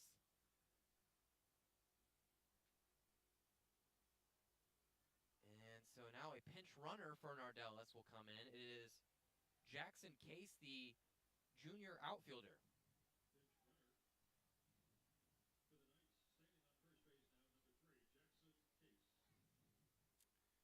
So, base is still full with the tying runner at the plate. It is Mason Acton, the catcher, looking to make something happen for the Knights. Cuthbertson fires that one inside for a ball. He is just not having very good command today of his fastball, at least in the top of the sixth inning here, as it is 7-3, RedHawks. Fires that one in once again for a ball. 2-0 is the count.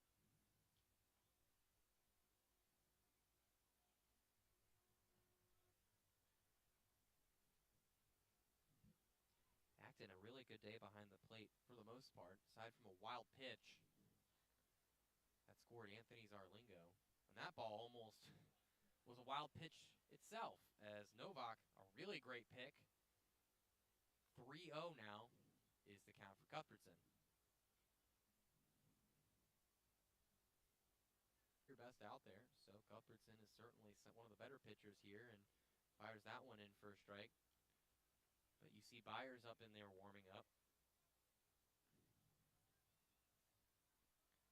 Looks like Cooper Katsky might be warming up as well, from what I can see. No, rather that is Charlie Dyroff, who... That ball is fired in there for a strike. So, Cuthbertson able to make the count full after getting off to a really rough start in the at-bat. With a chance now to limit the damage even further and get a strikeout here. Up against the catcher, Mason Acton. Winds and deals. And that ball is well hit into left center field. And that is going to be caught on the fly. Tagging up is the runner on third base. That is Luke Scales. So one run will score, but an out will be gained. 7-4 now for the RedHawks, and men now on first and second.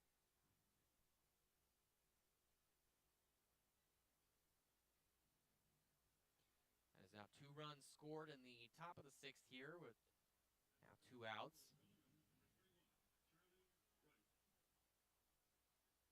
So now another pinch runner here, this time for Seth Sweetchick, the second baseman, and actually it looks like this will be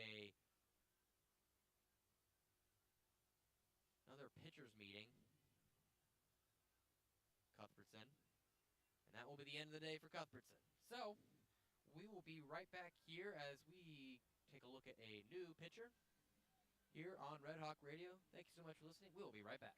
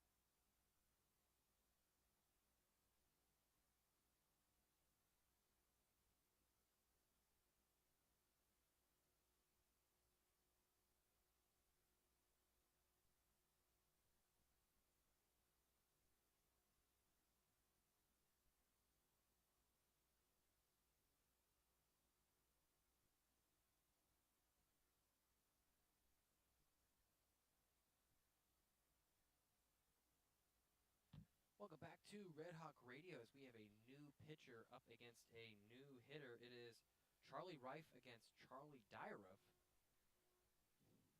Lots of new faces here as Reif takes that first pitch in for a strike. Reif, a catcher usually. Actually started 24 games this season, played 34, hitting .256, and Dyruff hit it throwing .661 as he threw that first pitch in there for a strike.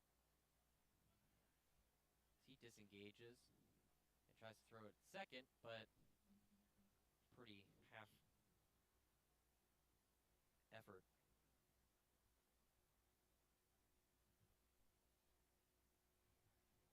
Now Dyruff really taking his time as he winds and throws that one in there for a strike. Nice off-speed pitch, 72 miles an hour, so quickly 0-2 for the freshman from Hebron, Kentucky. Went to Covington Catholic just across the river.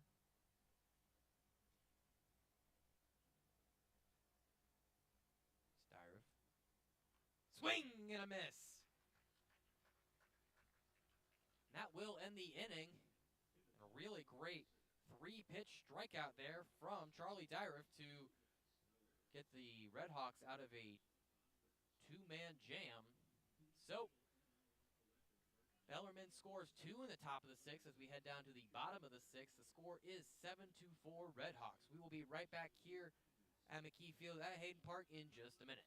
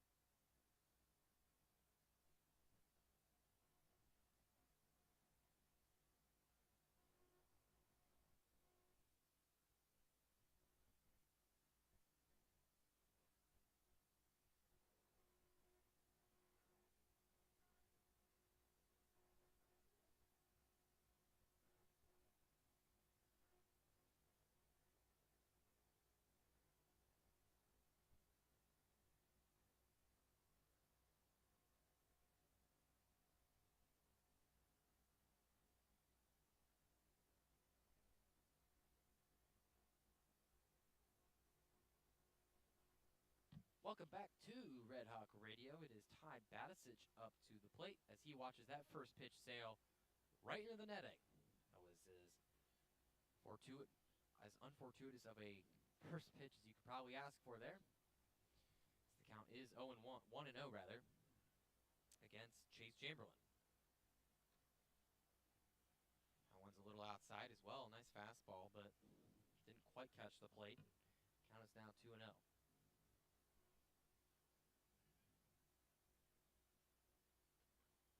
Almost pulled the trigger, Batisic did, but didn't, and was fortunate he didn't, as that was now it's a 3-0 count.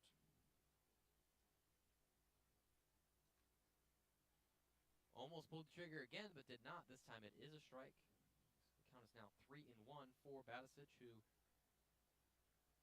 has just been a real steady part of this lineup, like I've said the last couple seasons. Does not bite on the low fastball, so 5-pitch walk for Chamberlain, and now a runner on first with the middle of the order coming up. 3, 4, and 5 hole hitters for the RedHawks. So to start, Anthony Zarlingo will come up to bat.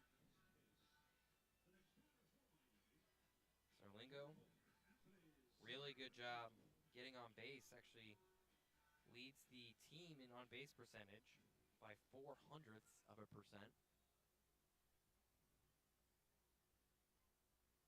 Lefty against the right-hander Chase Chamberlain, and watches that first pitch in for a strike.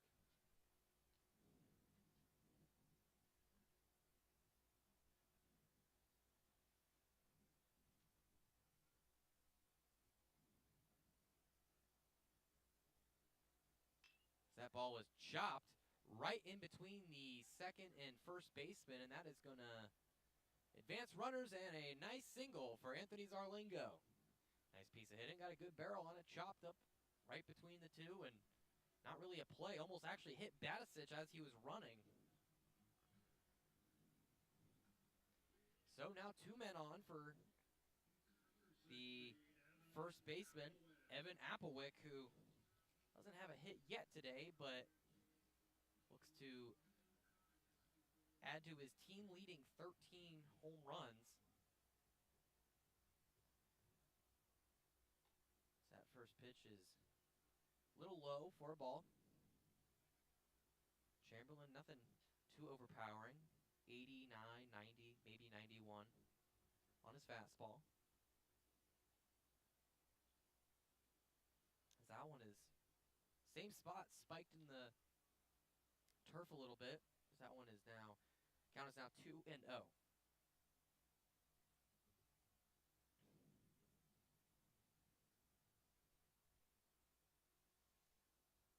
That is a barrel right between right past the third baseman. Batisic will be held at third as there was a nice throw home by the left fielder Eli Watson.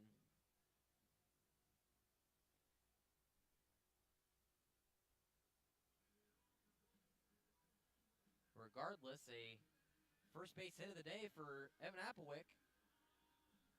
Score still 7-4, and it looks like it will be a mound meeting for Chase Chamberlain. And it looks like a pitching change is about to happen. So, we will be right back here with the details about the new pitcher in just a minute. Thank you so much for listening to Red Hawk Radio.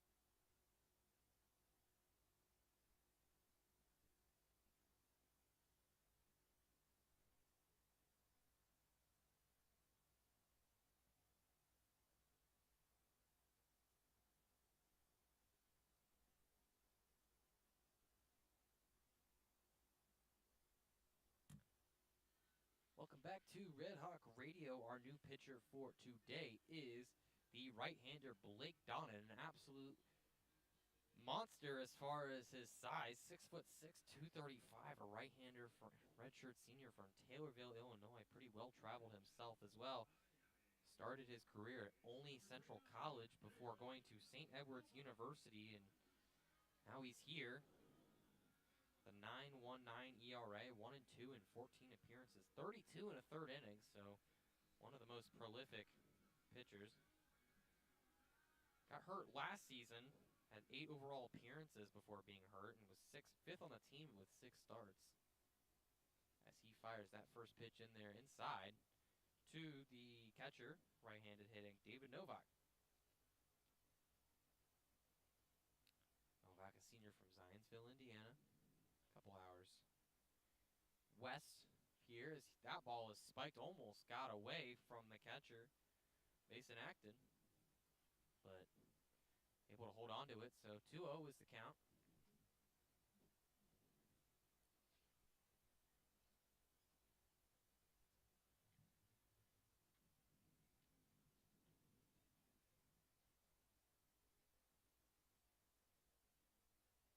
And that ball is barreled. Into left field is drifted, and that is caught. Eli Watson with the catch, but a nice RBI fly out there from David Novak. So 8-4 now is the score for the RedHawks' first run of the inning. 3 straight innings with a run, 1 out. Here with men on second and third as the runners were able to advance as well.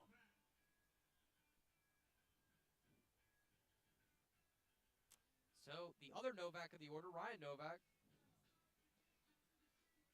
hoping to drive in a couple more runners here as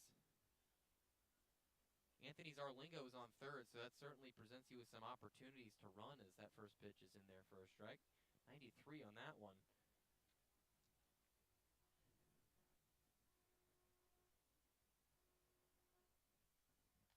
Well outside is that pitch from Donnan.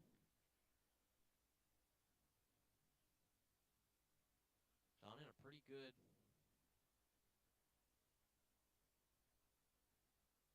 at striking guys out. That one is well inside for ball 2. Struck out 25 guys in 29 in the third innings at Olney Central College in his final season there, but not really doing it this season.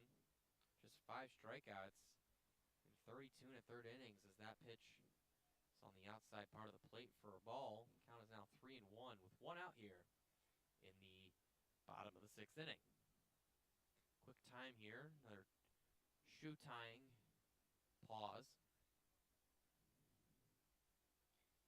Donnan, yeah, very, very imposing presence. The only guy I've seen really from Miami who can really match that, who I've seen over the last couple of years, is the 6'10" Peyton Olejnik, who looked like almost he was on stilts when he was here last year before being drafted in the 6th round. That pitch was in there for a strike. Make the count full as he fires that one. That is a foul ball.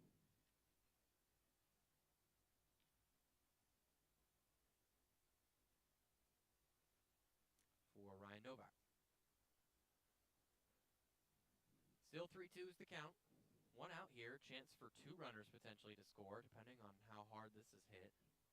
And that ball was also barreled, but still pulled very foul. All the runners are shifting, all of the fielders rather, are very shading left for the left-handed hitting Novak. Everybody playing very in, waiting for the bunt. That one is fouled this time third base side. After being very early, now a little late on that one.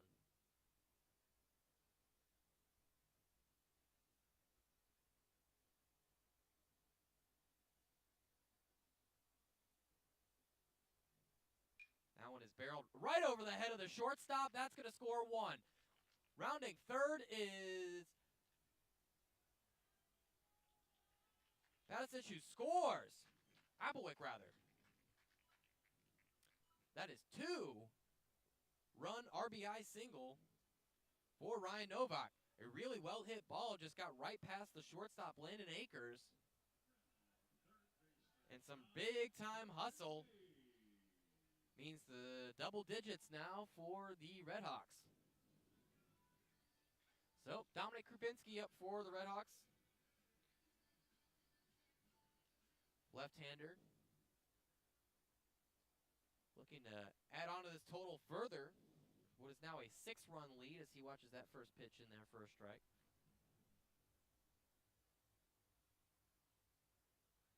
Offensive philosophy is very obvious for this RedHawks team. It's not to really chase it much at all, and you see that reflected in their strikeout numbers. Not ridiculously strikeout heavy in their approach. That ball goes in for a ball. Relative to college, at least, they certainly strike out quite a bit, but most college players end up doing so as they learn the command the zone, and that ball is hit well into left field. Looks like it'll be caught, though, by Eli Watson, and it will, as tagging up was Novak, who had to run all the way back because he didn't tag up in time. So 2 outs still, man on first, and the left-hander, right fielder, left-handed hitting Keenan Proctor will come up for the RedHawks. Miami just 7 hits today, but 10 runs to show for it. Been able to utilize walks very well, as that ball is hit right to the shortstop, who was able to get the forced play at second. A really nice play from Landon Akers, and that will end the inning. So a 3 spot for Miami. That's 3 innings in a row where they've scored runs, and so now it is 10-4 RedHawks here as we go to the top of the 7th inning. Thank you so much for listening here to Red Hawk Radio. We'll be back in just a couple minutes.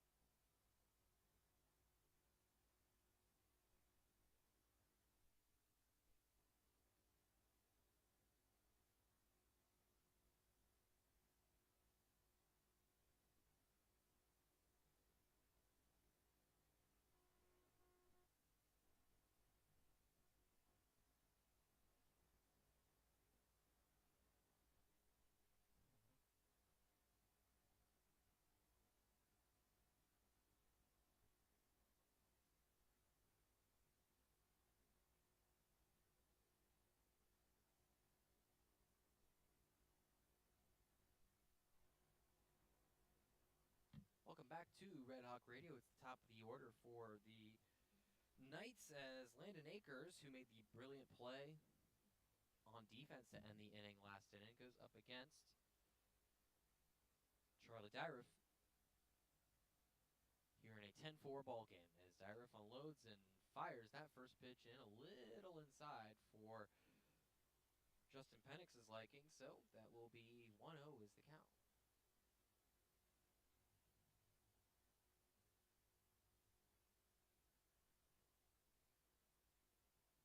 Dyruff fires. That one is fouled back by Akers. Count is even at 1-1.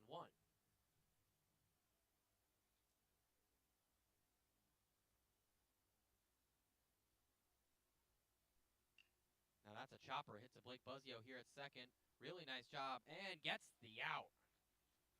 Really great hands there from Buzzio to time it. Didn't try to charge it, let it take the extra hop, and still able to make the play. So, 1 down for the 2-hole hitter, Joey Milto.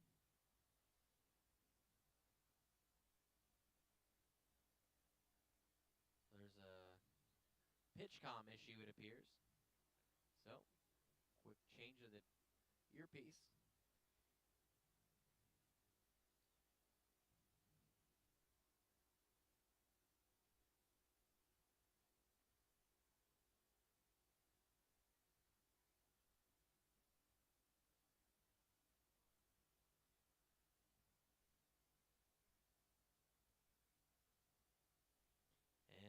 Back in business as, like I said, left-handed hitting rather, Joey Milto comes up to the plate, playing right field today, as Dyruff throws that one in for a ball. 93 on that pitch, and he certainly seems like he could, with how effortless his delivery is, it feels like he could throw it a little faster sometimes. Winds and deals. Big swing and a miss from Milto. Evens the count at 1 apiece.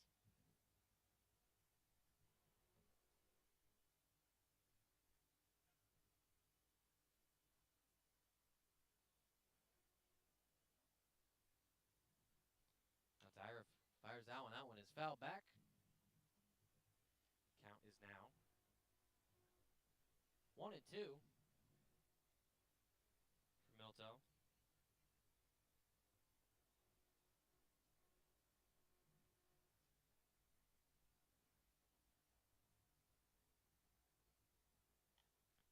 That's a pitch a little outside for Dyref, who's making a really good first impression as a freshman, pitching pretty well. 16 1/3 innings already for head coach Brian Smiley. That's before today's game.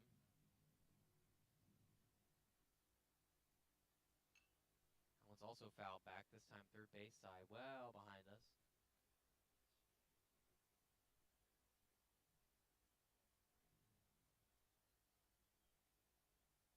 Only 4 strikeouts, too, in his 16 1/3 innings. Shows you he's just working through it, getting soft contact. As he winds and deals, and that is ball hit to Buzzio's right side. He's not able to grab it, so that will be a base hit for Joey Milto.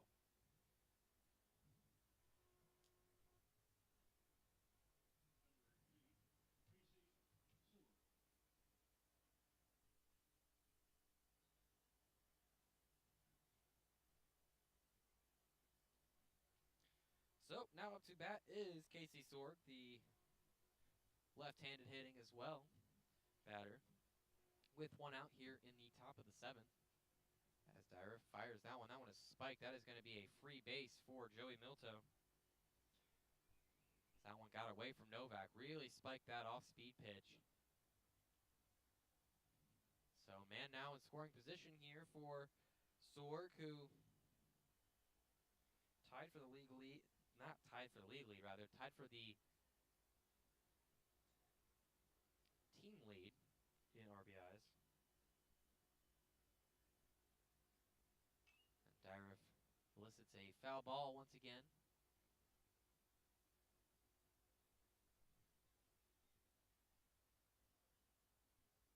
Now looking at his pitch com.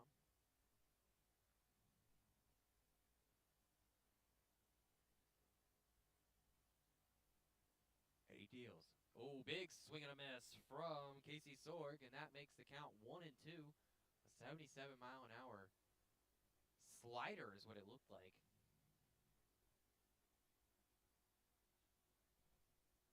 Kind of broke away from him, a lot of break into the right-handed hitting batter's box, and that ball is another foul ball.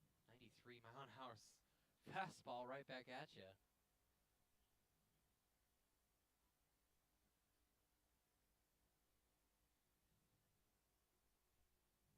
Dyref looks at the runner on second and fires. Little outside. Evens the count at 2 apiece.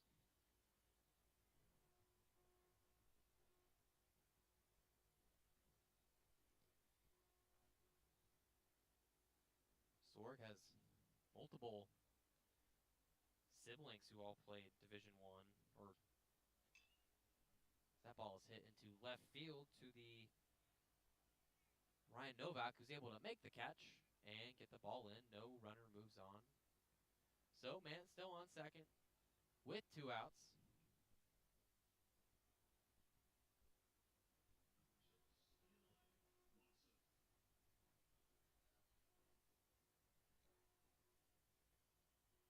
So now that brings up the left-hander Eli Watson.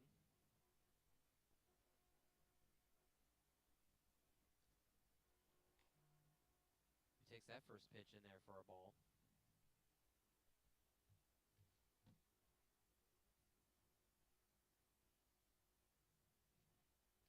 Watson hoping to get something going here with 2 outs. That's almost a pitch or pickoff attempt that almost got away from Dylan Baker, but nice athleticism to get in front of that ball. As that is a foul ball, hit over way past third base. Evens the count at 1.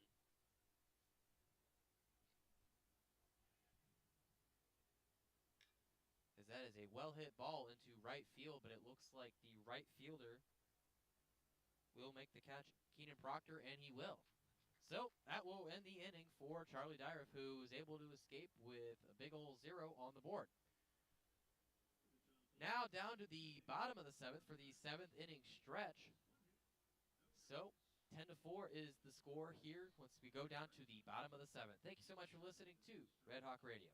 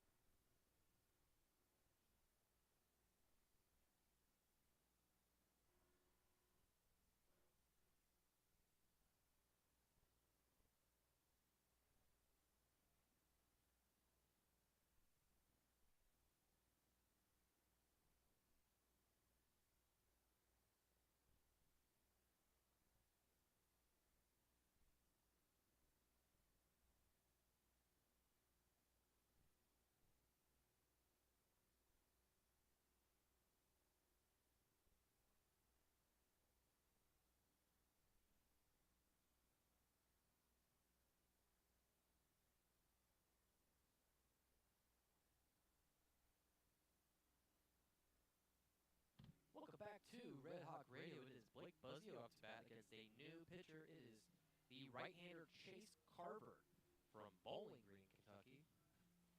6'1", 190 with a 7.40 ERA and 10 appearances. He's pitched 45 innings this year. Certainly a workhorse. Buzzio lays that first pitch down for a bunt. Bobbles the pitch for a second and got him. Barely is Carver. Carver had a little bit of trouble on the receiving end of that.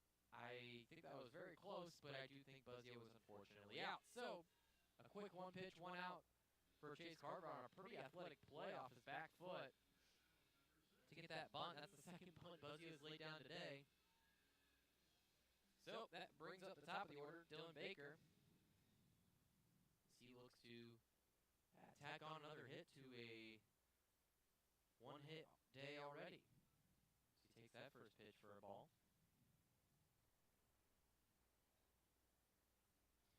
Carver been really good presence for the Knights. Hasn't been super successful, but certainly very durable as he throws that one in for a strike to even the count. He's actually third on the team last year in overall appearances. 12.77 ERA last year. That's another strike in there for Baker. Makes the count 1-2 with one out here in the bottom of the 7th inning.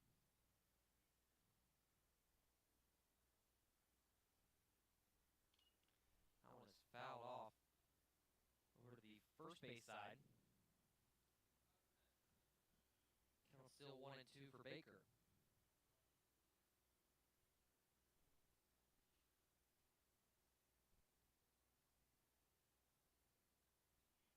Check swing, and they're going to say he went. So, strikeout for Dylan Baker. He's 2 outs now for the number 2 hitter, Ty Batisic.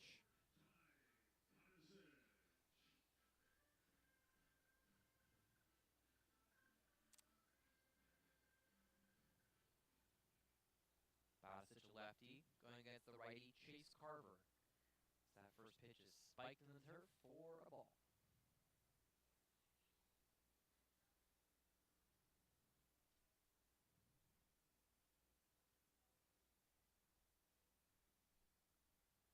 Really taking his time as Carver as he finally unwhirls that one for a ball.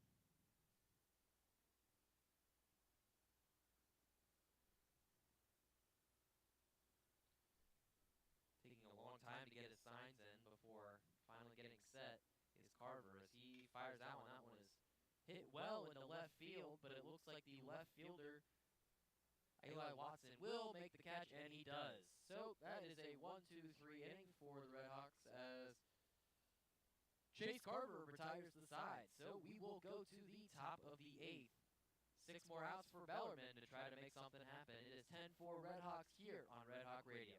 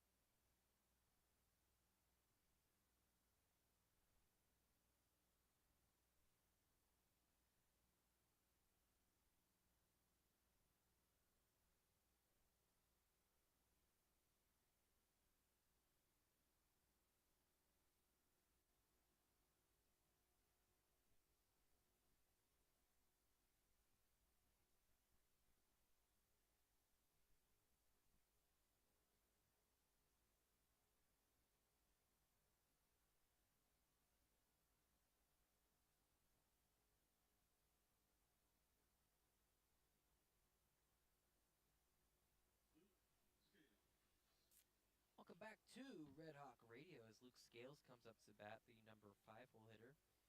Right-hander goes up against Charlie Dyref, who is back out on the mound for his 3rd inning of work.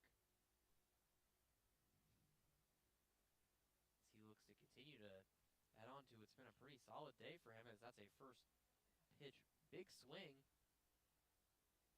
Not successful, though, for Scales, as it is 0-1.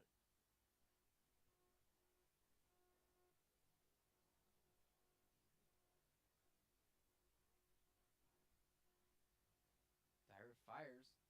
That's in there for a strike. A really nice pitch. Clips the outside corner.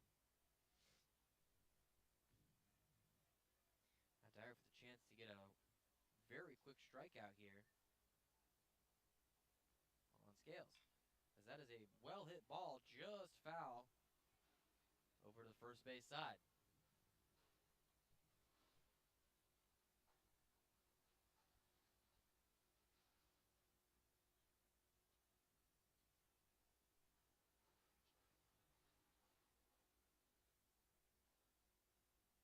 Really taking his time here. Fires it and hits him in the back.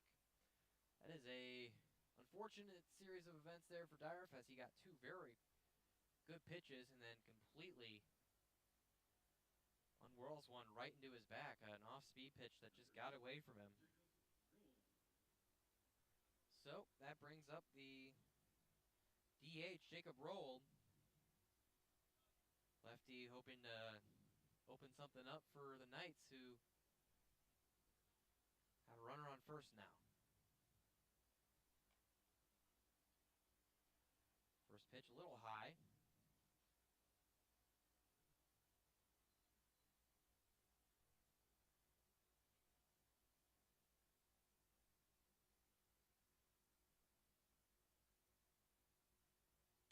That ball is skied over to the third base side. Well out of play. Looks like it actually ended up past the J. Hayden Baseball Center, and it does. So, 1-1 count here. No outs. Here in the top of the 8th for Charlie Dyref up against the 6-hole hitter, Jacob Rowell, the designated hitter. Nice pickoff attempt from Dyref. Not quite able to get the runner on first, Luke Scales.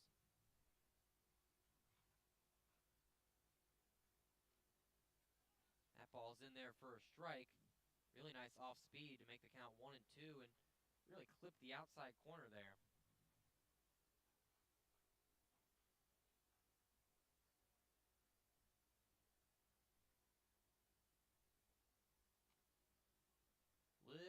outside that one, evens the count 2 apiece.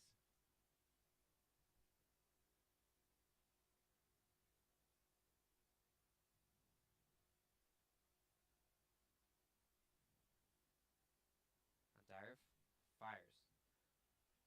Outside once again for the left-hander.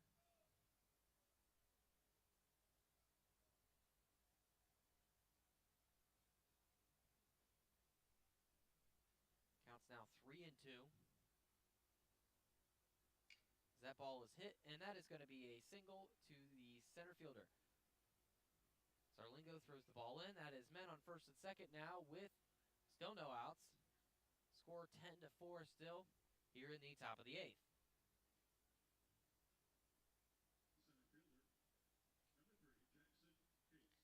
So the center fielder Jackson Case is up to bat,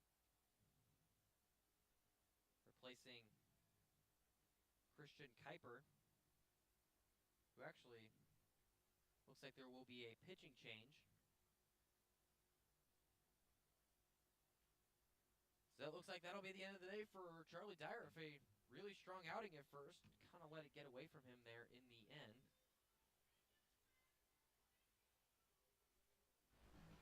So it will be a new pitcher, and we will discuss who it is and what they do in just a second.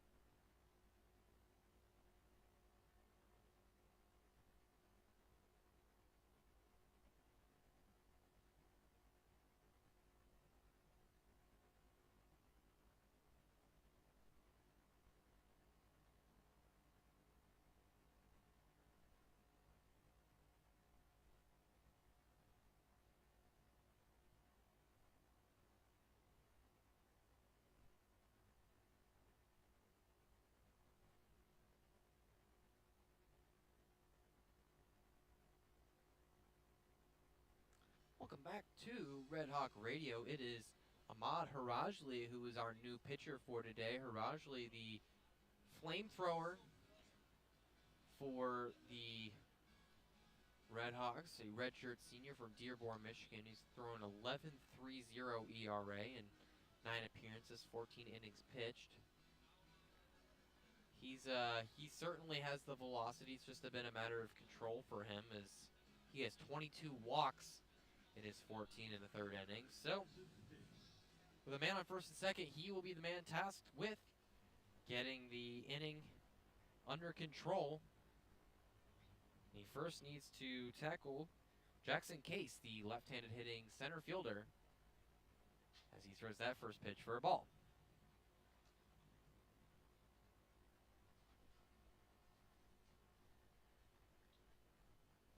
Harajli fires that one in for a strike. Really nice pitch.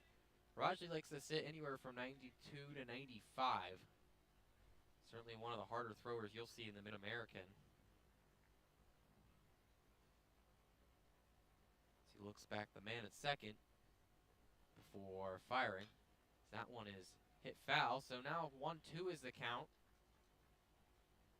for Harajli, who last year kind of was hurt for most of the time, only pitched an inning and a third. He's been known to top out at as high as 99.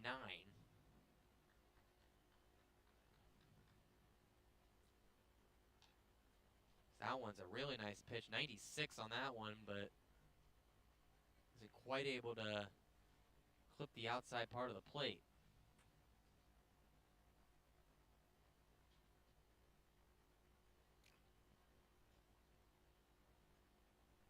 He looks and deals. High once again. So 3-2 is the count for Rajli, who would certainly not like to load the bases.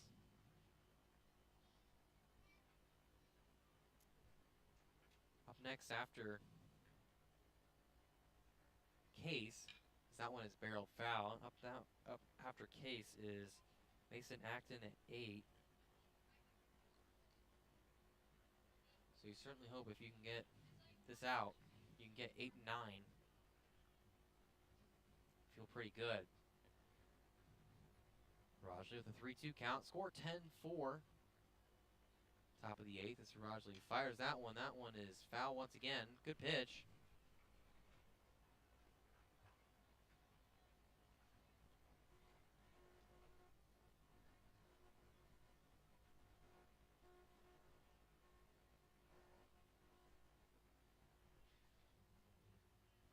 Now Rajli gets set. Winds and fires. And that's going to be a ball. Just a little outside and a good pull the bat away for Jackson Case. So he will load the bases now for the Knights, who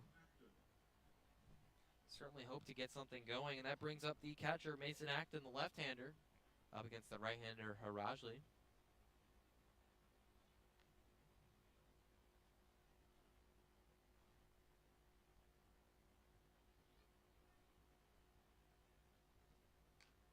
Rajli fires that one in for a strike. That's a nice off-speed pitch there. With the bases loaded for Rajli, he's got some work to do. No outs. Big swing and a miss for Mason Acton, and quickly behind 0-2. A strikeout would be huge in this situation.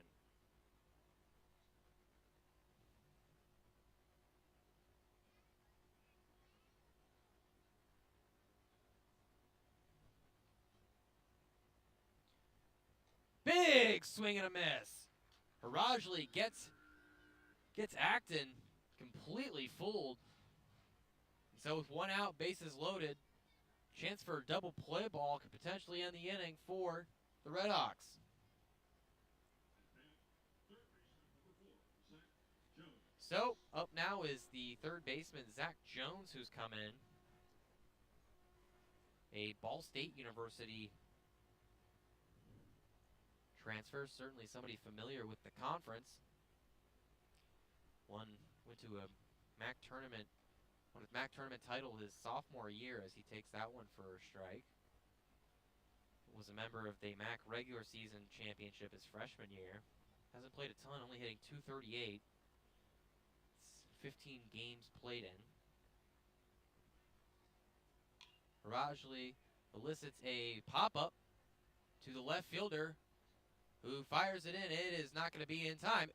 Oh, actually they did get him! It looked like it was going to be cut off by the shortstop, Dylan Baker, but a great throw from Ryan Novak, will end the inning.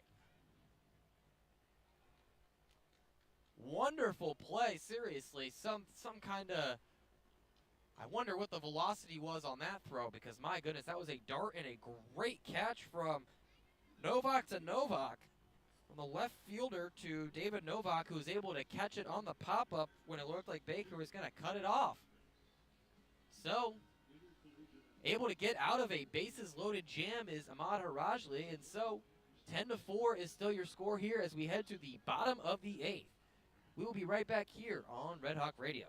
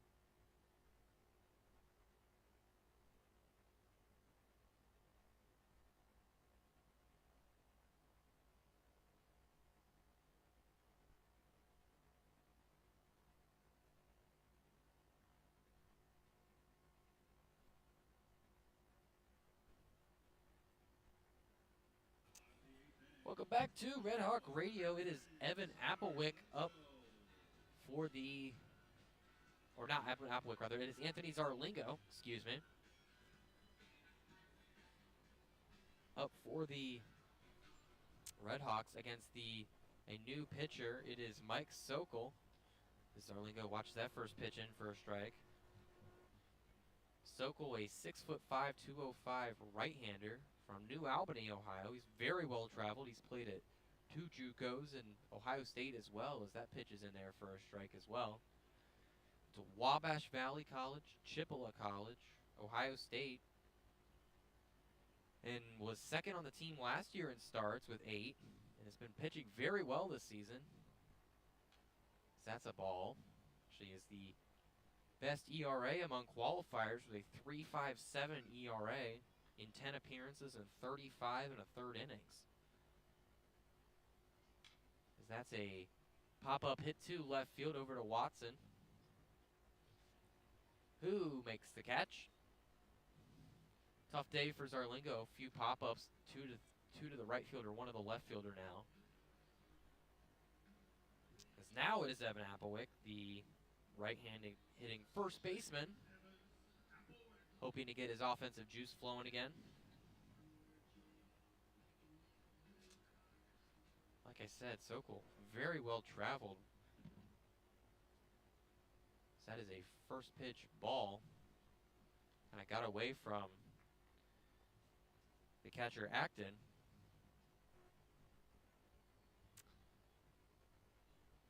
Was really efficient at Wabash, actually.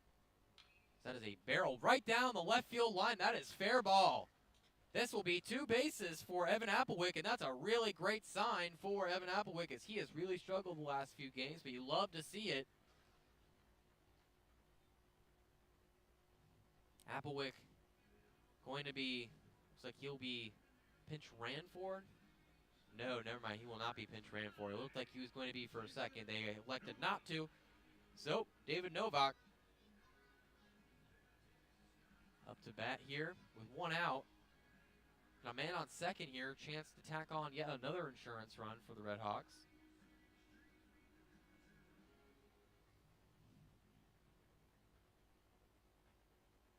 Sokol fires that one in for a ball.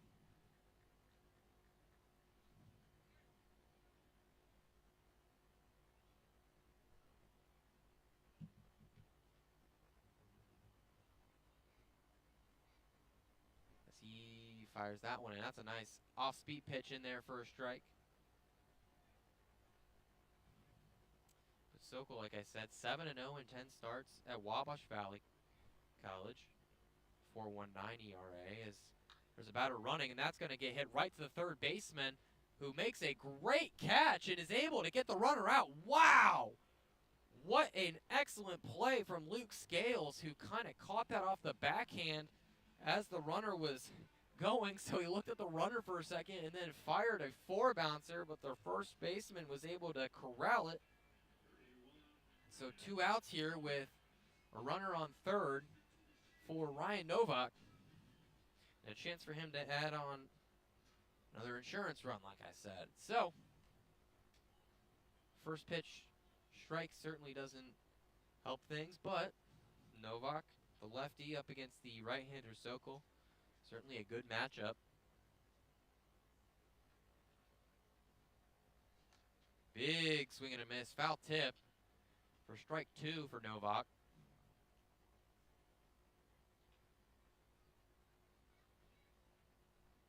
Sokol fires outside. 1-2 to count.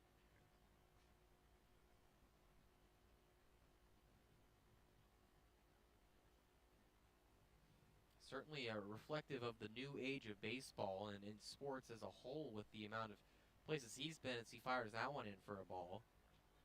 Like I said, multiple community colleges. Now this is a second Division I program in his 5 years of baseball, collegiate baseball that is.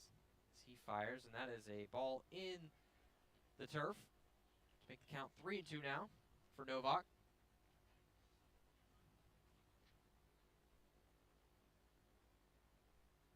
pretty consistent lineup overall. The only thing that's really changed has been corner infield for Brian Smiley's club. That's a walk. Really nice at bat for Novak, who, after being down 0-2, was able to elicit a walk.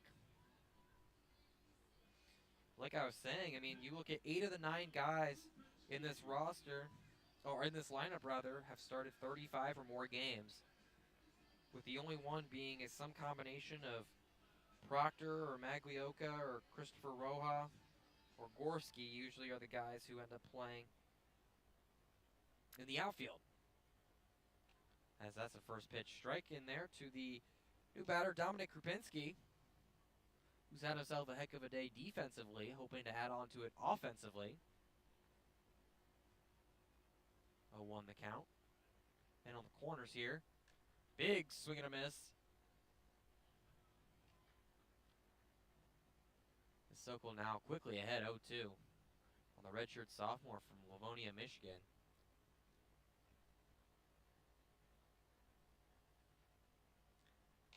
That one's outside. Set up very well outside by Acton.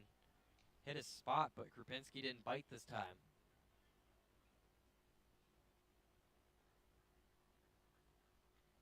Now waiting on the pitch com. Looks at the runner at first base for a second and fires. That ball is hit foul.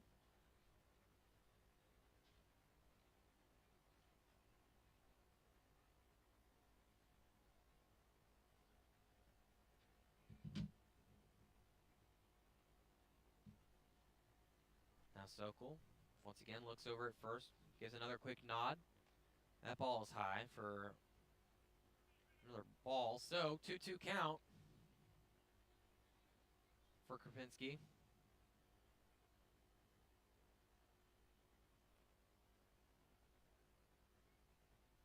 Really taking a stern looking at the man over at first base, but that's another ball. Now you certainly don't want to give up 2 0-2 counts, especially when neither player lifted the bat off their shoulders, that being Ryan Novak and now Krupinski. Although Krupinski did actually have a big swing and a miss. And that is a barrel in the left center field. Center fielder is going back and makes the catch. So men on first and third are stranded, but nevertheless still a 6-run game as Bellarmine has 3 outs to try to make this happen. We now go to the top of the 9th here on Red Hawk Radio. Score is 10-4. We will be right back.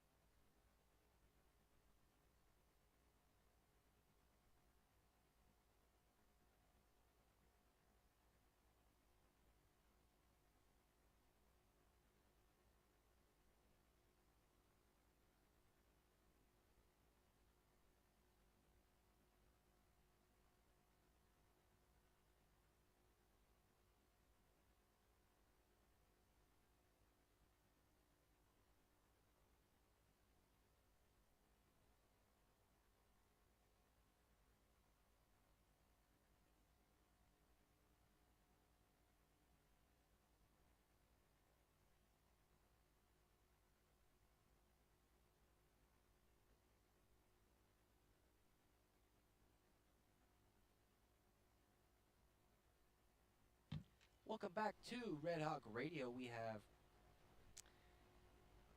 a new batter. That is a first pitch in for a strike, and a new pitcher as well. Landon Akers up to bat. It's Pat Mastery in the 4th for the RedHawks. Coming in here to close the ninth. He fires that one in. Evens the count 1-1.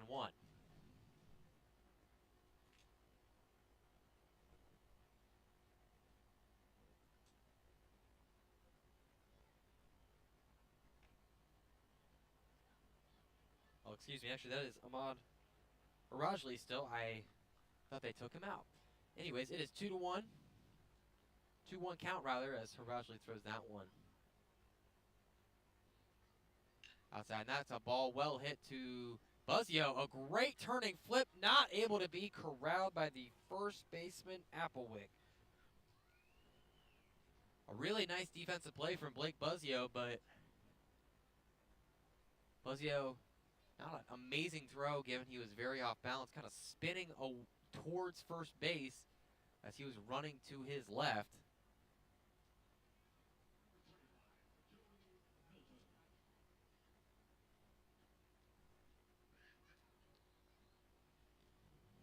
So Joey Milto up to bat against Harajli with a man on first. That's a first pitch foul.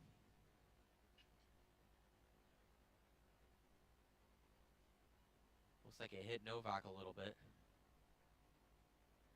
And home plate umpire Justin Pank's going to give Novak a second to recuperate. Classy thing to do. 0-1 count here.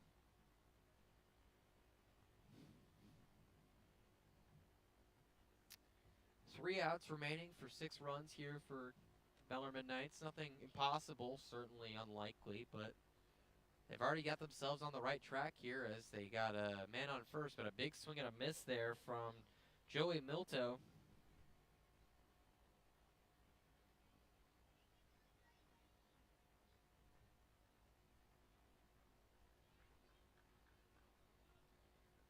Milto really waggling his bat there. That ball is a little high.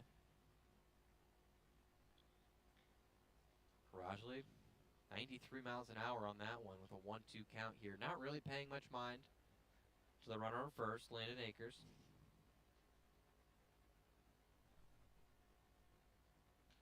Almost gets the swing and the miss, but very last second, Milto pulled back. So 2-2 is 2-2 is the count.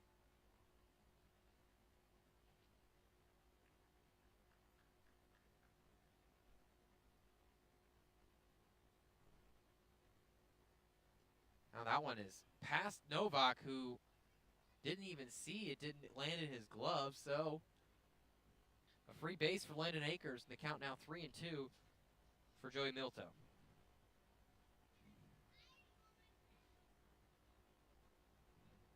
Rajli not really commanding anything but his fastball at all. Just trying to see if he can make it work. And that is ball 4. So, second base runner for Rajli. Brings up Eli Watson, the left fielder. Or, excuse me, Casey Sorg, rather, the center fielder. Men on first and second here. Still no outs. 10-4 here in the top of the 9th inning. RedHawks with the lead. That is a well inside ball for Harajli on an off-speed pitch, and Larry Scully's going to have a quick chat. As far as the command goes, it looks like he's just not commanding anything off-speed whatsoever. That's made it really difficult for him to then try to fire fastballs in for strikes.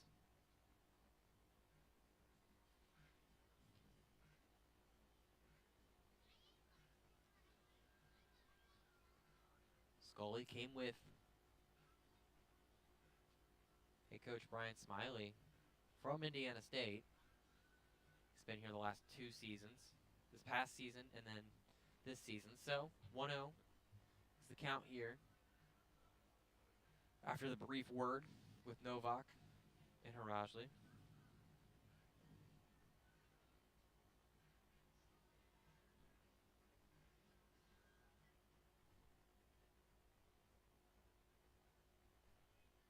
Harajli looking at the runner at second. Now fires. That is going to be fouled. Back in the netting for strike one.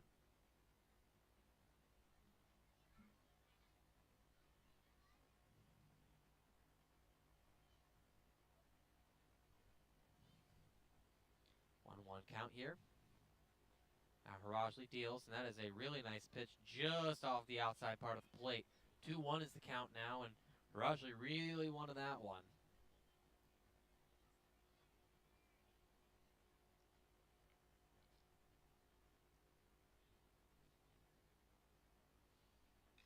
That is a foul tip once again.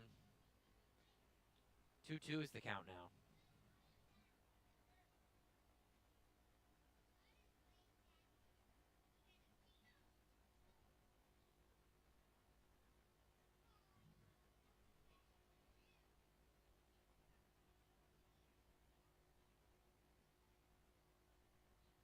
Now Harajli fires, almost hit Casey Sorg. 94 miles an hour. Wanted to really slam the door on that one as Harajli, but not quite able to make it happen. So 3-2 is the count now. With men on first and second, no outs here in the top of the ninth. As that is a barrel, but hit into the Miami bullpen. Third base side foul. It's been a beautiful day here in Oxford, Ohio. Got up into the 70s, slowly starting to cool down a little bit. Now about 70-ish, after it was about 75. No clouds, lots of sun. As that is a pop-up hit to Krupinski, and he's got it. Really weirdly hit ball. Krupinski able to make the play, though. So 1 out on an infield fly from Harajli, so that brings up the 4-hole hitter, Eli Watson.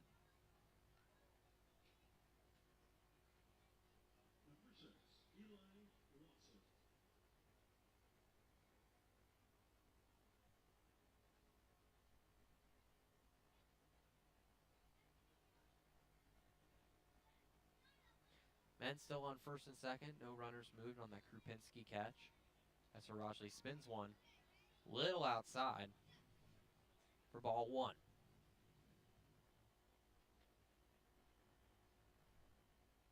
Watson had a couple nice catches out in left field there today.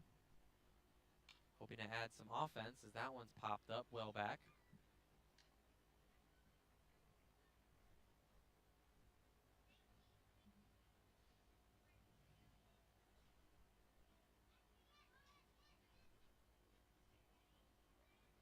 Harajli once again looks at the runner at second. Now fires. Fouled back into the netting. Strike two. 95 on that pitch, and Harajli's really starting to feel the groove. Seemingly starting to, at least with his fastball, really starting to command it now. Able to get his off speed closer to the plate too.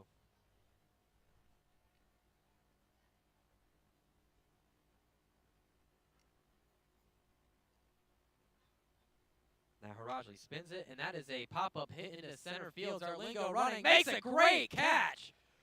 What a jump Zarlingo had to make that catch. He was shaded well over into left field, ran to his left into right field to make that catch.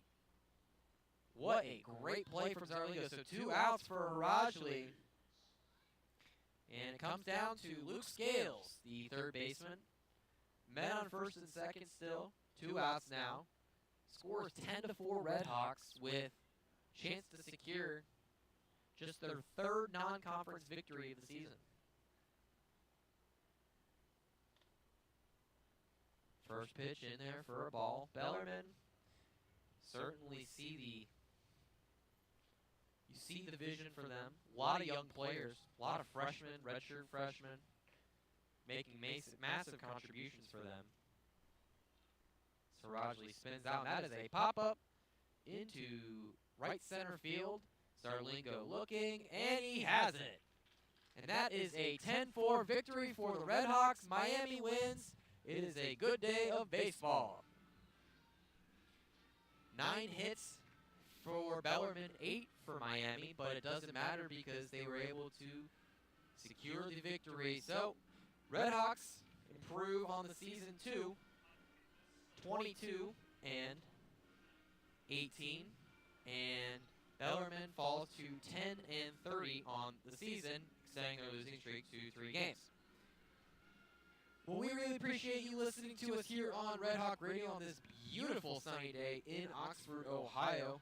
It has been a pleasure. My name is Sean Wiesemann, and we will be back here this weekend for a really exciting Mid-American Conference Series once again. Thank you so much for listening, and have a great rest of your night.